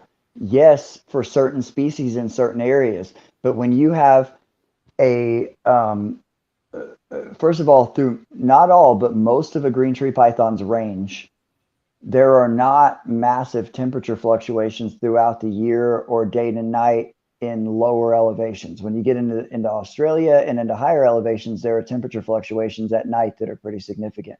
But female chondros are going to dig in to the leaf litter, and where the ambient temperature is more stable already. And then that female is wrapped around that clutch super tight, and she's thermoregulating the entire time to make sure that those eggs do stay very, very stable in temperature. So the eggs themselves are not going to experience those same fluctuations. Yeah, and there's really only a handful of python species where the mother will actually thermoregulate the eggs by, you know, like shivering and shaking her body to create heat. And so, man, green tree pythons they are masters of incubating their own eggs when they have the right parameters given to them and available to them. They are awesome at incubating their own eggs. I'll probably never do maternal incubation, but I want to. Yeah, it really is something cool. Yeah, so I mean, I don't know. Like, I think right now the best move for me is to get something for these chondro eggs next time to be in a more controlled incubation type system, and not obviously something that fluctuates every time I open the door. And I probably do that with the tree monitor eggs, even though tree monitor eggs might be a little bit more durable or stronger. I much rather have them being controlled, fluctuation wise. But yeah, man, I mean, like, shit, add it to the board. Another lesson to learn. You know what I mean? It's just. It's not going to stop, and there's going to be more to come. And even when, you know, like even with success, you're still going to get hit in the fucking face. It's just going to keep happening. Yeah. Well, and man, like honestly, you know, even, you know, as long as I've been doing it, as long as Patrick has been doing it, as long as any chondro keeper in the game has been doing it, man, we still can take all of your data, all of your stuff and look at it, and we are only speculating. We don't know anything for certain about what's going on inside each egg. At any given moment, we are trying to come up with our best guess of why certain things happen, but ultimately we don't know. And so, man, for you, I want to encourage you and say, man, you are doing a great job. You really are keeping these animals really well. You have such a passion for them that I know you're going to be successful. And so there's going to be a ton of people that have certain opinions on, hey, it was probably this, it was probably this, it was probably this. Some of them might actually be right, and a lot of them might be wrong. Not to say that, they have no idea what they're talking about, but none of us have any certainty with the things that we're talking about. We're all just trying to speculate and make things up and take our best guess at it. So even this temperature spike stuff that we're talking about, man, it's our best guess, but dude, those eggs could have been genetically, apt to die on day 50, man, from the get-go. And spike or no spike, that could have been their reality. So, man, we have no idea, and it is a heartbreaker. It sucks. But, dude, get back on the horse. Yeah, for sure. This is gonna be it's gonna make it so much sweeter when you do have that success, and you're looking in a room of animals and a rack of babies where you're like, dude, heck yeah, man. Think about where I came from and now I'm here. That's gonna be a sweet feeling. Yeah, I mean, and also I want to ask you guys about the success you guys had for first-time females going for you for the most part. Them going for the first time doesn't necessarily mean that they can't have a 100% success rate. You've had females go for the first time with no issues plenty of times before, Absolutely. Right? Absolutely. There is such a thing that we call first timer blues, where a female seems to be trying to kind of getting their system dialed in. And that seems to, I'm terrible with live bearers, but it does seem to apply a little more to live bearers than it does to egg layers. But I have had a very good number of first-time chondro females give me great clutches. As a matter of fact, a lot of my good chondro clutches have come from first-time females.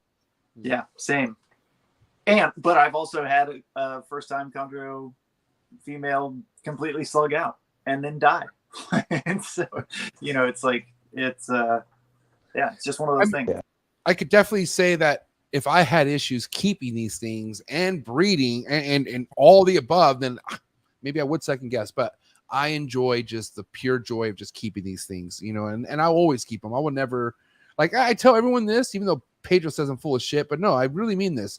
As long as my female stays alive after she lays a clutch, that's the number one checkbox for me. I just want her to be able to, no matter what happens with these eggs, want her to eat, and I want her to get back to her just being a normal fucking piece of art for me, because I enjoy that. You know what I mean? That's the biggest thing. And that so far, knock on wood, has always been the case. I haven't lost any females after laying. So I am happy about that.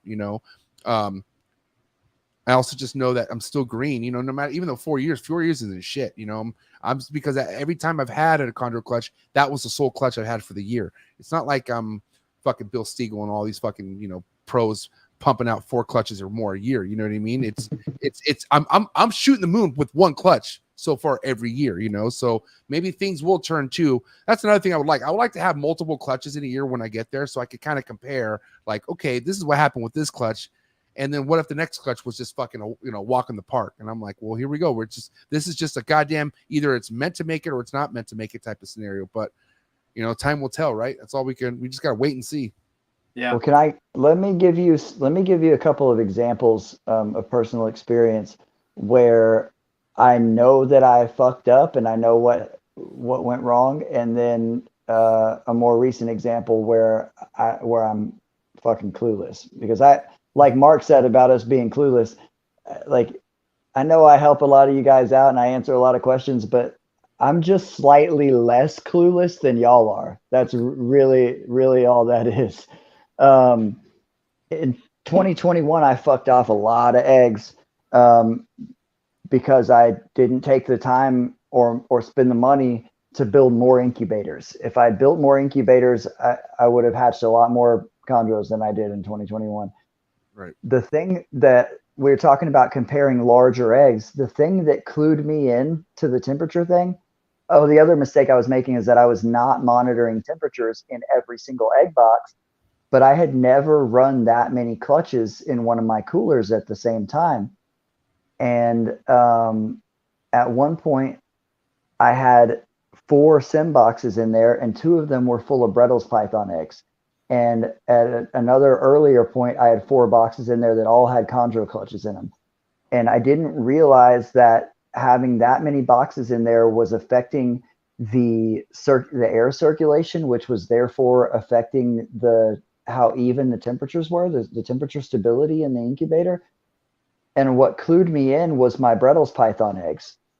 I had 4 sim boxes in there, 2 chondro clutches, and then 1 clutch of Brettles pythons it was a huge, Brettles python eggs are huge, and it was a huge clutch. It was 24, 25 eggs. And those 2 boxes were side by side. And usually I get my Brettles pythons will start pipping on about day 57 or so. And the eggs in one of the boxes started pipping on like day 54 or 55. And I was like, what the hell is that all about? And the next box over, these boxes are side by side. The next box over started pipping at a normal time. And that box, there was 100% hatch rate. But in the box that started pipping early, there was 2 perfect babies dead in the egg. And this is Brettles pythons. These are huge eggs, huge babies that are super tough. The only time that I've ever had dead in the egg Brettles pythons before this was my very first clutch in 2011. And we had a horrifying heat wave that year. And it was getting up to 93 degrees in my fucking living room. And that's where my incubator was. And it was getting bad temperature spikes, and half of that clutch was fucked up and kinked up and malformed and whatnot. So, but it was getting 90 degrees in my incubator probably. Anyways, wow. I realized at that point when I had 2 dead baby Brettles, and that 2 boxes side by side were days apart when they hatched from the same clutch of eggs, that obviously there was some kind of serious temperature discrepancy in that incubator. And if it was enough to kill baby Brettles, that's certainly what was fucking off all my chondro eggs in there. Okay. So there's an example of where both a comparison with small and large eggs, but also where I know what I did wrong. Yeah. Let's fast forward to just recently. I had 2 clutches that were laid 4 days apart. They were both from older proven females. Mm-hmm. One of them a Sorong female that I don't have a clue how old she is, but I think she's actually the grandmother or great aunt of one of my 2014 females. If that gives you an idea of how old this female is. Holy shit. Yeah. And she was one of forest animals that he got from Ron before Ron passed away. And she's bred for me twice. Anyways, I got a clutch from her and a clutch from a Biak. That it was this Biak's 4th clutch, I think. And who knows how many clutches that Sorong female has laid over the years. 4 days apart, 9 eggs in the Biak clutch and 16 eggs in the Sorong clutch. And they were incubated under the 2 females are in the same room. One cage was on top of the other cage. Like the females were kept in identical conditions, fed on the exact same schedule, paired up around the same time, blah, blah, blah. I put the eggs in the exact same setup in the same incubator. They're in boxes side by side. The Manokwari Biak clutch, the clutch from the Biak female was 9 eggs. One of those eggs was a boob egg. And like one whole side of it was brown, and it was super tiny. Whereas like some of the eggs in this clutch were massive. One of the eggs, I even tore it and had to Gorilla Glue it when I was setting them up, and it had a slug attached to it. And when I removed the slug, it tore a hole in the egg. I fucking Gorilla Glued that shit and slapped it in there. Out of that, and those 9 eggs, all of them went to term. 8 of them hatched successfully, and the only one that didn't was the funky brown tiny egg. And there was a very well-formed baby in there. It was just slightly underdeveloped and super, super tiny. So the only egg that didn't hatch was the one that was fucked up from the beginning. Even the super glue egg hatched perfectly healthy baby. But the Sauron clutch that was laid 4 days later and incubated under identical conditions, I only hatched 8 of those. And out of the other, I only successfully hatched 8. Out of the other 8, 3 yellows emerged and died right out of the egg. One of them was terribly deformed, but the other 2 looked fine. And then the other 5 were all dead in the egg, and a couple looked pretty good, but all had some type of kinking or some other type of malformation. So go figure on that. Why not only did I get a shitty result compared to the next box over, but half of those eggs hatched out perfectly healthy babies. Yeah. So that just tells me that, number one, maybe they were fucked up from the start. But my other theory about it is that being that this female is really old, females don't produce calcium as well when they're older, and these eggs were not perfectly evenly calcified. Right. And if they're not perfectly evenly calcified, then they probably don't maintain temperature as stable as eggs that have a nice even calcification. So I'm thinking maybe that the reason I had issues with that clutch is just because chondro eggs are super sensitive to unstable temperatures, and uneven calcification was the cause. But who fucking knows, right? Yeah, that's what I'm saying. At the end of the day, all great information, but who fucking knows? Yeah. Yeah. Well, okay, so we're closing in on some of the final moments of this podcast. Sure. We've brought you in on, and we're so thankful that you've joined us for this. Thanks for having me. This is an honor. Anytime. Hey, so I do want to throw some wrap up questions at you. Cool. I'm going to ask one first, Patrick. If you don't have one already, be thinking while we're going over, and then we'll do some of the hot seat questions as well. Is that all right? Sure, let's do it. Cool. Okay, so obviously, so for my wrap up question, obviously we've had a lot of doom and gloom. We've had just the the less of the highs and a lot more of the lows spoken about this episode. But man, I want to know, what is something that you are excited about this season and has got you super excited inside the snake room, just to put parameters on it. I know outside of the snake room, there's plenty of stuff that you're excited about and everything, but man, tell us some of the things that you are stoked about for this season. Well, I'm not gonna lie, man. The passion stuff is on the shelf for now. Well, not really, because I do have my tree monitor eggs still cook. I have 4 tree monitor eggs from her second clutch. Yeah. I am looking forward to see if I'm going to get a third from her. So I would say that in about 2 weeks or less, I'm going to be pairing up my male again to the Persina's female. And so I'm really, dude, if I can get 3 clutches in a year, you know what I mean? Obviously that's just not even half the, getting the eggs is one thing. We're talking about getting them to hatch, right? But still, as long as he's coming, I'm getting reps, and I'm getting these fucking, at bats, I guess you can say. So I'm looking forward to I'm looking forward to more reps, man. Like I know the things I want the most are going to be the most hardest things to attain. But I love making money too. I'm not gonna lie. Like I love making money, and I will say there are some ball python stuff that is going in my favor this year, and that's always the case. God bless the ball pythons. I love the ball python game because they are so good to me. The snakes that I have, and knock on wood. I'm just saying I do have some fucking powerful shit going for me this year that I just want to hold back, and that's exciting because I always, as much as I'm so mind wrapped around the chondros and emeralds and monitors, the bread and butter is my ball pythons, and so I do need to be thankful that that's been my bread and butter, and that's that's what's been able to get me to get the shit that I love is the ball pythons. And I'm able to, in my mind, work with stuff that keeps me relevant in the ball python game, because it's really hard to stay relevant in the ball python game, because everyone, you want to talk about an oversaturated market, holy shit, you know, but there is ways. You can create your own branch on the ball python tree if you stay down on your projects and figure shit out. So I feel like I'm blessed enough to be in that position. So I'm looking forward to some really cool ball python stuff too, I would say.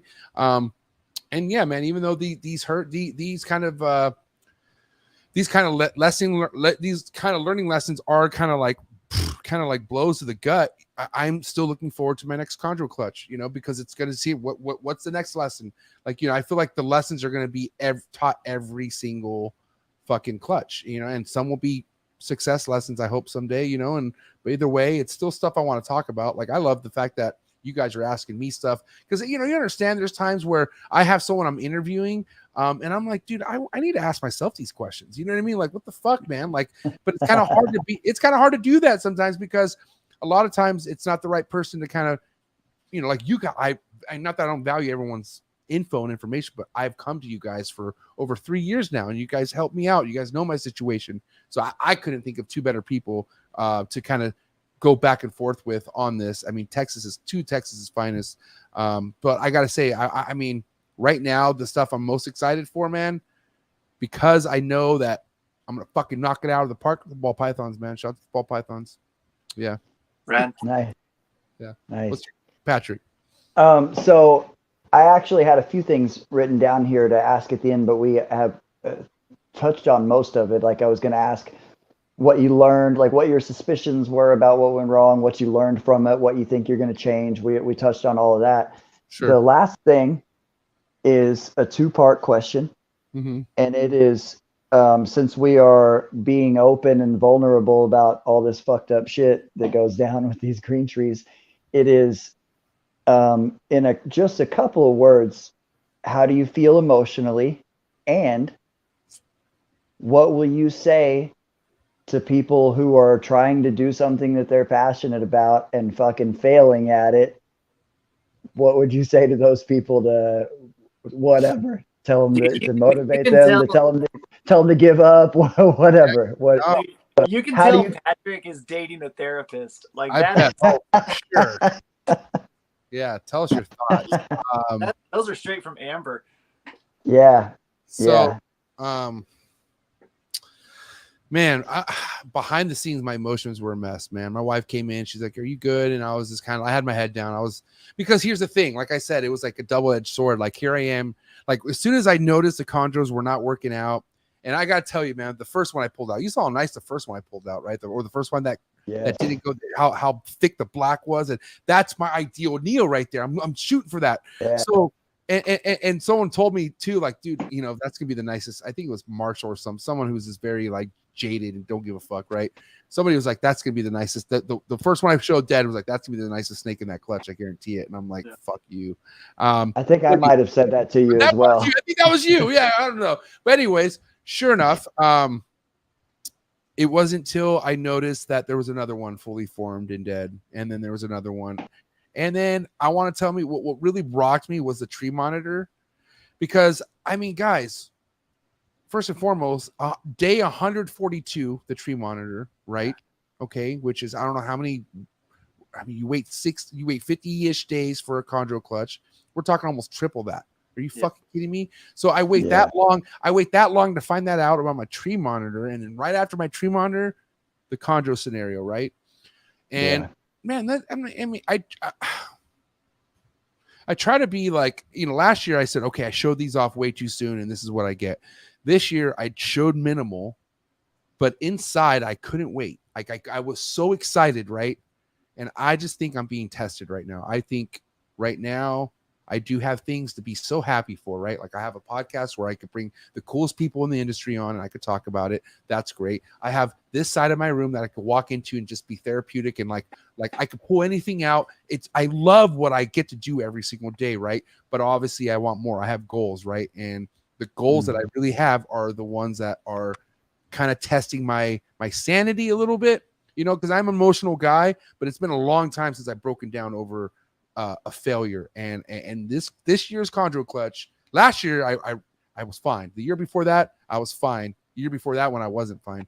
So I feel like this is kind of like a reset of like, I've been patient. Come on, I've been patient. And now still, like, you're Chondro God, you're still going to fucking do this to me? And yes, they are. They don't give a shit. They don't give a fuck.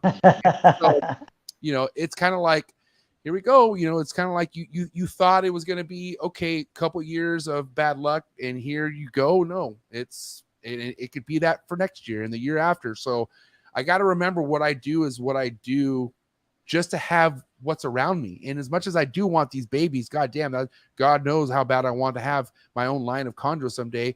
Still got to be happy with what I have around me. You know, I mean, some people can't even keep these, and I don't, you know, and that's unfortunate, but some people try to go into this and they can't even get the keeping part down, you know?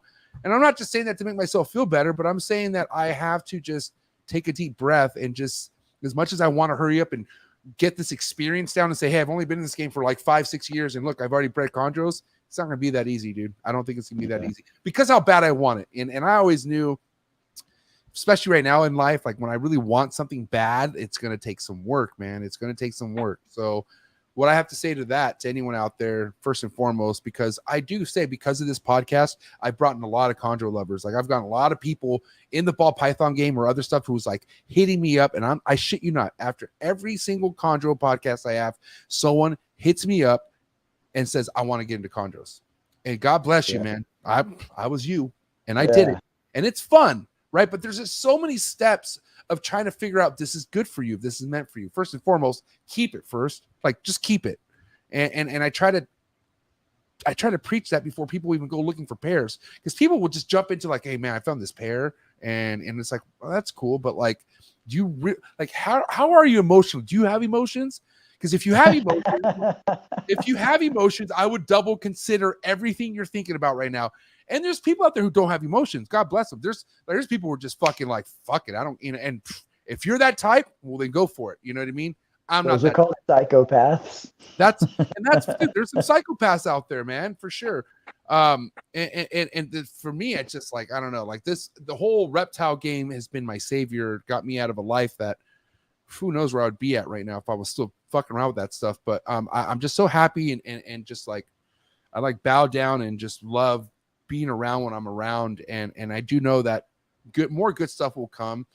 So that being said, anyone out there getting into Chondros, just, I would say, obviously let your influences around you kind of guide you. And my influence has been Patrick, Mark, Bill Stiegel, Marshall, all these people that I've kind of like looked closely to and say, okay, you know, like you guys all gave us like an outline. And that's why I love all you successful Chondro keepers and breeders, because not only do you like helping people like myself, but you give us an outline, you give us a formula that we could run with. But at the end of the day, it all depends where you live. It all depends what works for you. Like Patrick says, there's a million pieces of advices out there. Like you could do so, like, look at Bill. Bill does his thing. Some people do the opposite. Like, and you just got to fucking figure it out. Like you just have all these, imagine like trying to build a Lego, like you have a Lego project, but in the bin is a million different fucking pieces. And you just got to figure out, fuck, is this the piece I want? And then go from there. But that, I don't know, guys, let's also think about this too. And I was told this in the beginning, and this is also maybe true, but also I don't give a fuck. It's not going to stop me. I work with a lot. Like I have a lot of stuff going on. Okay. For the most part, a lot of successful Chondro breeders just work with Chondros. Okay. Patrick's definitely not one of them. Patrick's a freak of nature. Patrick colubrids, venomous. He gets it down. I feel like Patrick's just that guy, right? But would you would you agree to that, Patrick, that not a lot of people are like yourself and work with a fucking bunch of different stuff, and they're just really focusedly dialed in on the Chondros? Yeah, there are some people that keep a whole lot of different things and have a few Chondros. Off the top of my head, the only person I can think of a couple guys that have pretty variable and you know, Gary and Marshall, they both have pretty good numbers of Chondros and keep a lot of different other stuff. But there's a lot of guys that's just their main thing is the green trees. There's a drawback to that if you don't have experience with other stuff.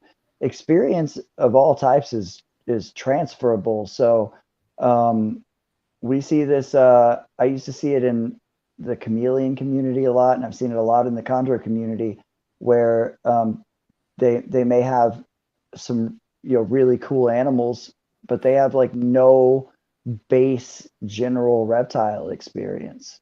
Yeah, and that's like, guys, important.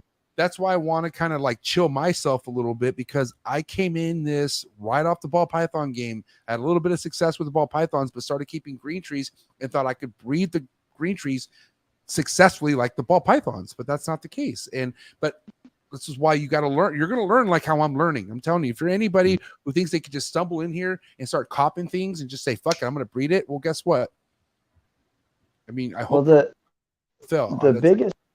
biggest piece of advice that I think is a general piece of advice is to not ask questions only to see what everyone else is doing. Ask people why they're doing the things that they're doing. If somebody tells you they do a certain way and they can't tell you why, well, if they tell you, I don't know, if they're honest and say, I don't know, I just started doing it that way and it works, that's a great answer. But but most of them will actually tell you why they're making the choices they're making. You have to understand the context of anything that you're learning about. Ask people why they do the things they're doing. Learn why you would want to do, if there's 96 different ways to do it, find out why those things work for the people that they work for, and then use that to formulate the thing that works for you. Yeah, but that's time is all it takes. Yeah. Time and patience, man. And guys, you understand, being your guys' friend isn't easy, because I want what you guys want really, really bad, And that's kind of like, all right, little bro, relax. Like you'll get there, and that's kind of where I'm at. Look, my friend Socrates, and it's a really, and I put my pressure on myself. Look at you, fucking son of a bitch. That's awesome. Hey, Patrick's been feeding this whole time while he's been killing this podcast too, by the way. What a guy.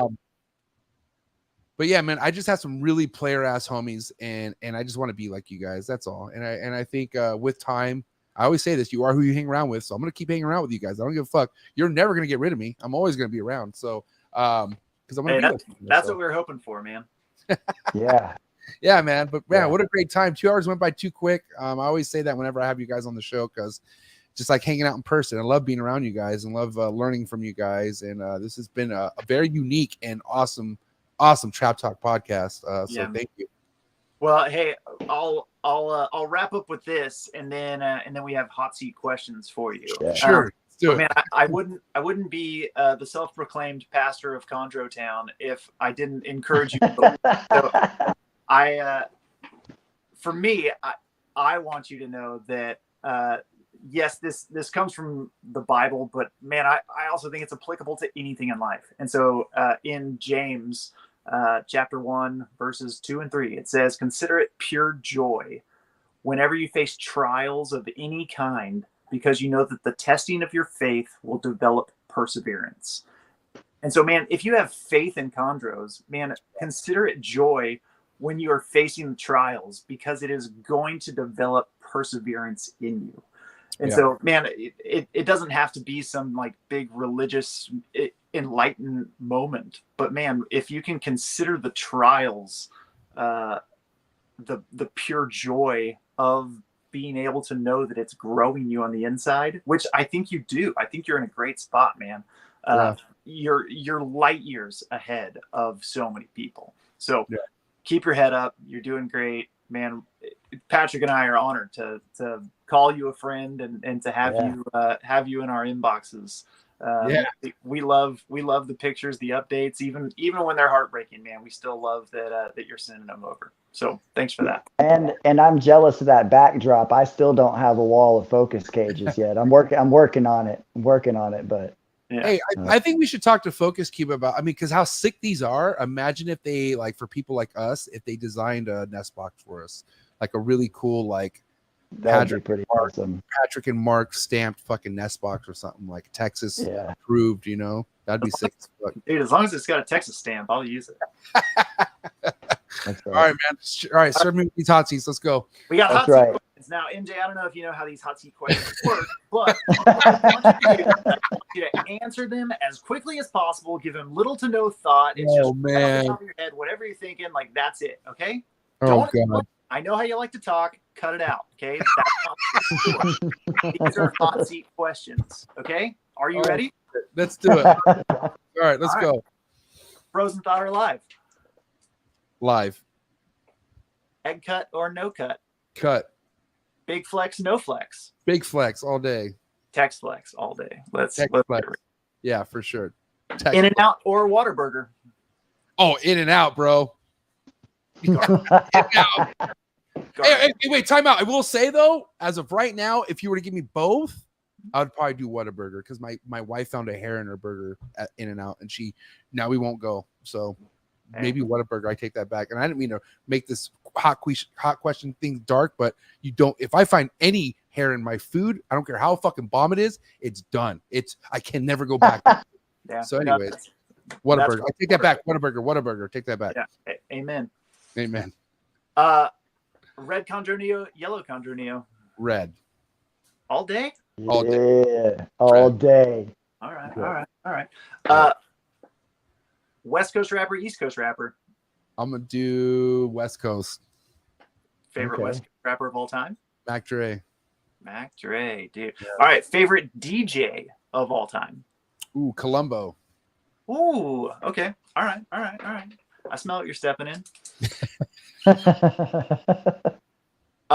Favorite green tree, specific green tree python, by name of all time. White Diamond. Oh, hey, respectable for sure. Great choice. Yeah. Great choice. Nothing like it. Can I say that's my female? Can I say male? Sure. Sickness.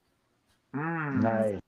Yes. Yeah, dude. Hey, dude. So you got the white, you got the black. Yes. You're balancing out. That's a yin and yang, man. Because I will say though, guys, Sickness was the very first designer that these eyes ever laid on, and I was like, whoa! Like it was like seeing a pied ball python, but on fucking steroids. You know what I mean? It was like a whole nother like, and mind you, that's when I felt like a kid.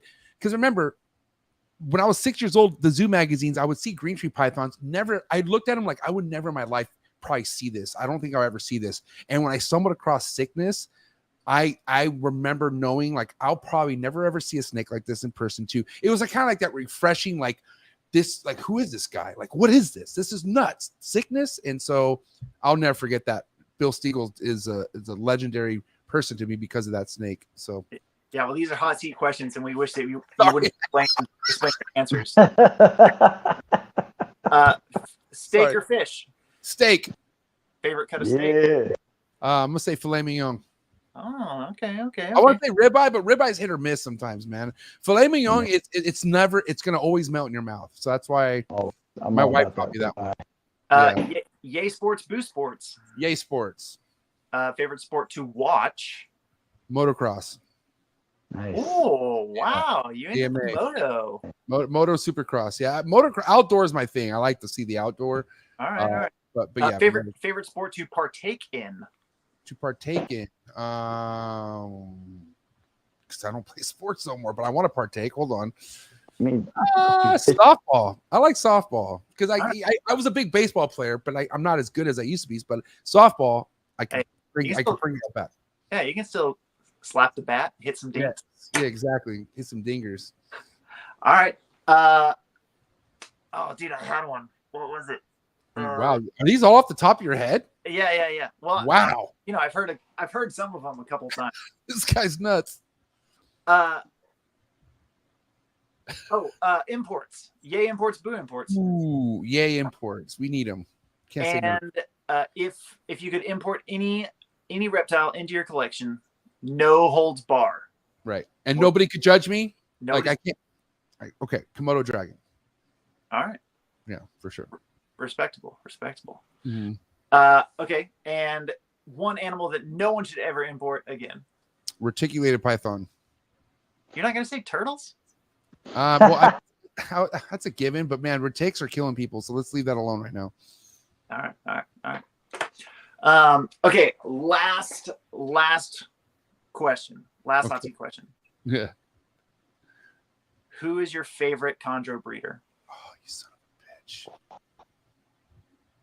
Oh, you're fucked up. Why would you do that?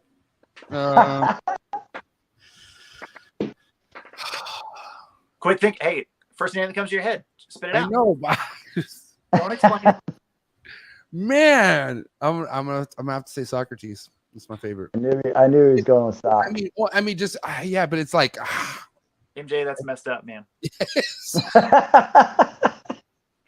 but like, man, there's obviously you guys too. Like, it's really hard, man. I can't and it really depends on the day too. Sometimes Sock's busy and he ain't there for me. Patrick is, and so it's like it's really hard to funnel. I gotta say, the whole Chondro community, the leaders of the Chondro community. I'm talking about the ones who help others, the ones who are here to help people like myself. Man, it's such a great group to be a part of. We're talking Gary Shavino, Marshall Mendez, Bill Stiegel, you guys. It's just, and John Irby, you know what I mean? We're talking James Opdale. Like, dude, we're talking just some heavy hitters who just have nothing but knowledge and just, I don't know, man. I will say this. I will suggest a Chondro game based off just the people in it. Yeah. 100%. It's not always easy to be around because the level standard's super high in the Chondro game, but that's just the way it is. And respect to that. I love the Chondro game, man. I really do. I want to say it's really an honor to be a part of what you guys have been doing for many, many years, and I'm just now joining it. And that's why I think that's why the success wants to come so quickly, because as much as people come to me for advice, listen, I'm right there with you. I can't give you that advice. I can tell you how it dies for sure. But as far as anything after that, I can't really help you yet, but day by day, right? Yeah, man. Well, just like any sport, you're gonna play better if you're hanging out with people who are really good. And so, man, you've surrounded yourself with a lot of really good people, and man, you're gonna have the success that you're looking for. I know it. I know it. So, MJ, there's been a lot of people tapped in tonight. Yeah. A lot of people in the live chat. We've had. Hopefully, the likes are up. I forgot to talk about getting the likes up. If you haven't hit the like button yet, you guys are messed up. What would you like to say to all your followers out there? What would you like to say to all your supporters? Anyone who's tapped in and got you. Well, first and foremost, I want to thank the host of tonight's episode, Patrick Holmes. Thank you for taking the time out of your day on your Memorial Day. And Mark, man, did you kill it, buddy? I want to say, Patrick, that's a pinky. Consider maybe becoming a podcaster someday, Mark, because I feel like you got a niche for it. And if you ever need a show to go for a long time and just ask one question and have a 2-hour answer, get Patrick, because Patrick will be your guy for that. He will help you. He will help you bust out any 4-hour podcast like it's nothing. But really, guys, thank you so much. You guys are awesome. And to the viewers, supporters of this podcast and this show and these two guys and the Chondro community, thank you so much. I appreciate it. Honestly, what I do is to man, everything I do is transparent. You guys know, the good or bad, I don't care, because I want to let people know that with success comes a lot of pain and a lot of, fucking just getting back on the horse. And so as much as I have scrapes and bruises and fucking ripped jeans, I'm still a cowboy. You feel me? And I'm going to get back on that horse and ride that shit to the Alamo. Amen, brother. Amen. But I love you guys. Thank you so much. I'm gonna let Patrick and Mark sign off for the night. But you guys are great. Thank you so much. I appreciate you. Thank you, MJ. We love you too. All right, guys. Love you, man. Mark, what's up, dude? Let's feed some snakes. So that first clutch I had this year, every single one ate right off the bat. Like, not. Oh yeah. Oh dude, it was insane. Like, it was the easiest clutch I've ever fed ever, and I was like, this is too good to be true. Unbelievable. Well, dude, I just did feeding trials last night for the second clutch, and got a little bit. Did you get skunked, or did you just get frustrated? Yeah, well, it just didn't. I didn't have a ton of time, and so I was trying to blow through them pretty quick. Out of 18, I got 3 to eat. But they're all striking. They're doing the venomous snake, where they're just striking to strike. They're just being defensive. That's good though. Yeah, it'll get there. Yeah, the three that I have that out of this clutch that haven't eaten yet, they're all strike wrap. And I can't even see this. They're all striking and wrapping and dropping. So Yeah. These ones most of them aren't wrapping yet. They're just striking and trying to figure it out. I think what I had on two of them is, it gets stuck on a tooth and then they're like, oh, I think I will eat this. So, but yeah, it'll be good. I'm gonna give them a day or two and then be back at it. Hopefully have a little more time for it. Is that one of those, the Biak outcross? yeah, Maniquari Biak. Nice. Love the diamonds on that one. Big, bold diamonds.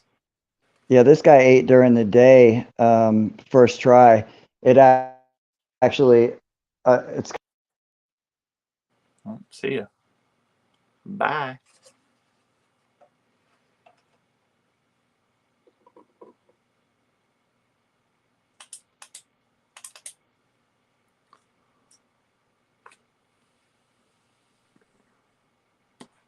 There you are. Yep, disappeared for a second. No worries. Yeah, this little guy was the first one that I tried. He's my favorite one in the clutch. Oh, now he's eating. Sick. Yeah, yeah. It's pretty cool to like that. I'm like not even focused on it. I'm sitting here doing this thing. That's how I know these ones will be easier. This is a special clutch. This is the one from the female that used to belong to Justin Wilbanks. Yeah. So the first two clutches of the year were both from females that belong to friends who have passed away, and that's always super special to me. That is cool. Yeah, dude. My first clutch is one from a Rico animal. And oh, nice. And that's the first time that I've gotten a clutch from male or female from a signal herp animal. So yeah, that's right. The Cyclops. Yep. Yeah, that's super fucking cool, dude. Yeah, really cool.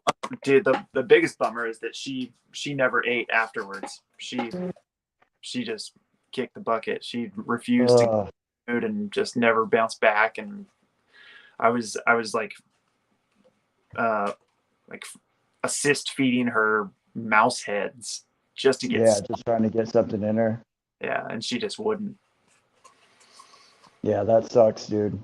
Yeah, that sucks. It's been good to see both of these girls, especially with I have no idea how old the Biak female is, but this is her like fourth clutch or something, and dang, that's definitely not young. And then that Sorong female is ancient, and she takes a while to gain weight, but she's perfect. Yeah, both of them are perfect.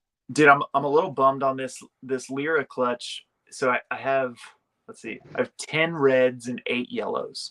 Mm-hmm. And of the yellows, there's not one with a full dorsal stripe.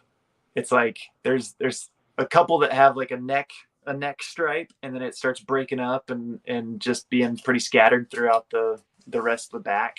But I was really hoping that I would get one with a full stripe in it. Yeah, I'm really surprised that there's not with those genetics. They usually that Eastern blood will get you really, really nice bold stripes in the yellows. Yeah. What's your take on the Lyra locality? Do you equate it to its own unique locale, or would you lump it in with some of the others? Both, actually. So I lump it in with all the Eastern stuff. All the Utariensis. Again, I've never been over there, so this is based on, well, a lot of pictures, old Bushmaster pictures from when that was a more reliable thing, and and just from what I've seen, there's two things we have to separate. like animals that are actually from that area and animals that or maybe just had that label thrown on them that were just Jayas with really bold stripes or whatever Right. that they put that label on. But it does seem like similar to Cyclops, the animals from that region, the yellows do have really wicked bold striping, and that I've seen quite a few reds that while they didn't have the same blues as a Cyclops, they did have some nice white flowers on them, like a Yeah. Cyclops. Yeah, even the red lyras to me look like kind of reminiscent of red Jayas or even red Waminas, where it's like Yeah, they don't really amount to like nothing super crazy. It's just a green snake with yeah. dorsal triangles. We see some standout reds here and there, but it's the same. That's why I say yes. I think maybe they're a little bit different. Maybe the yellows tend to be really bold in pattern or whatever, but the same way that I lump together the Eastern stuff with the Western stuff, they're, Sorong and Maniquari are pretty much the same thing. Right. Jaipura, Cyclops. There does seem to be a little bit of a separation in the Easterns.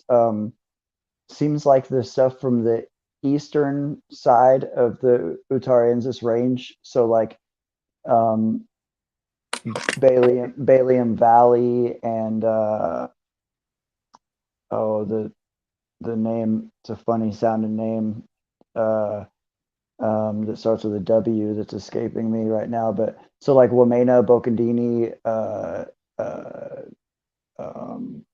Carabaga, that seems to be kind of one group that can be a little bit different from when I say the western side of the Utariensis range, I mean the western side of within Papua, because or I mean, I'm sorry, the eastern side within Papua. I had that backwards.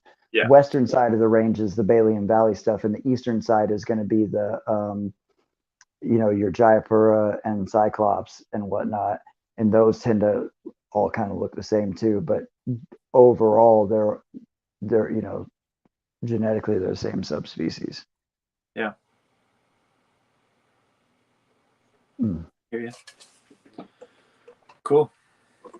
Yep. Well, that was fun having MJ on. I'm bummed the fuck out about that clutch. I know he was super stoked about it, and I was super stoked, not just for him, but stoked about that clutch. Getting some more pure BX. Yeah, we're looking forward to doing a little swappy swap. So but we'll check back in over the next few weeks and see how the rest of mine go, and see if I have any the one that's I've got one on day 48 right now, and they're the only clutch I've ever had that stayed like perfectly round all the way until it was time for them to not be perfectly round anymore a few days ago. You know? So I've had that happen where they just never really desiccate. I had a couple this last one. They stayed pretty plump the whole time. Yeah, pretty wild. They do that in the vermiculite. That's what I was going to say. They tend to do buried in vermiculite. Yeah, for sure. So we'll see how those go. I'm sure I'll have some more success and some more failure to share. Oh yeah, for sure. Cool, dude. Yeah. Well, I'm gonna feed a couple more babies and take my ass to sleep because I have to get up at 5:30 in the morning, and it's 10:30 here for anybody who's not in my time zone. Yeah, dude. Cool. Well, hey, thanks for being there tonight. That was fun. Yeah, absolutely. I love you, brother. I'm sure I'll see you soon. All right, cool, man. Love you too. Later on, man. Hey, bud.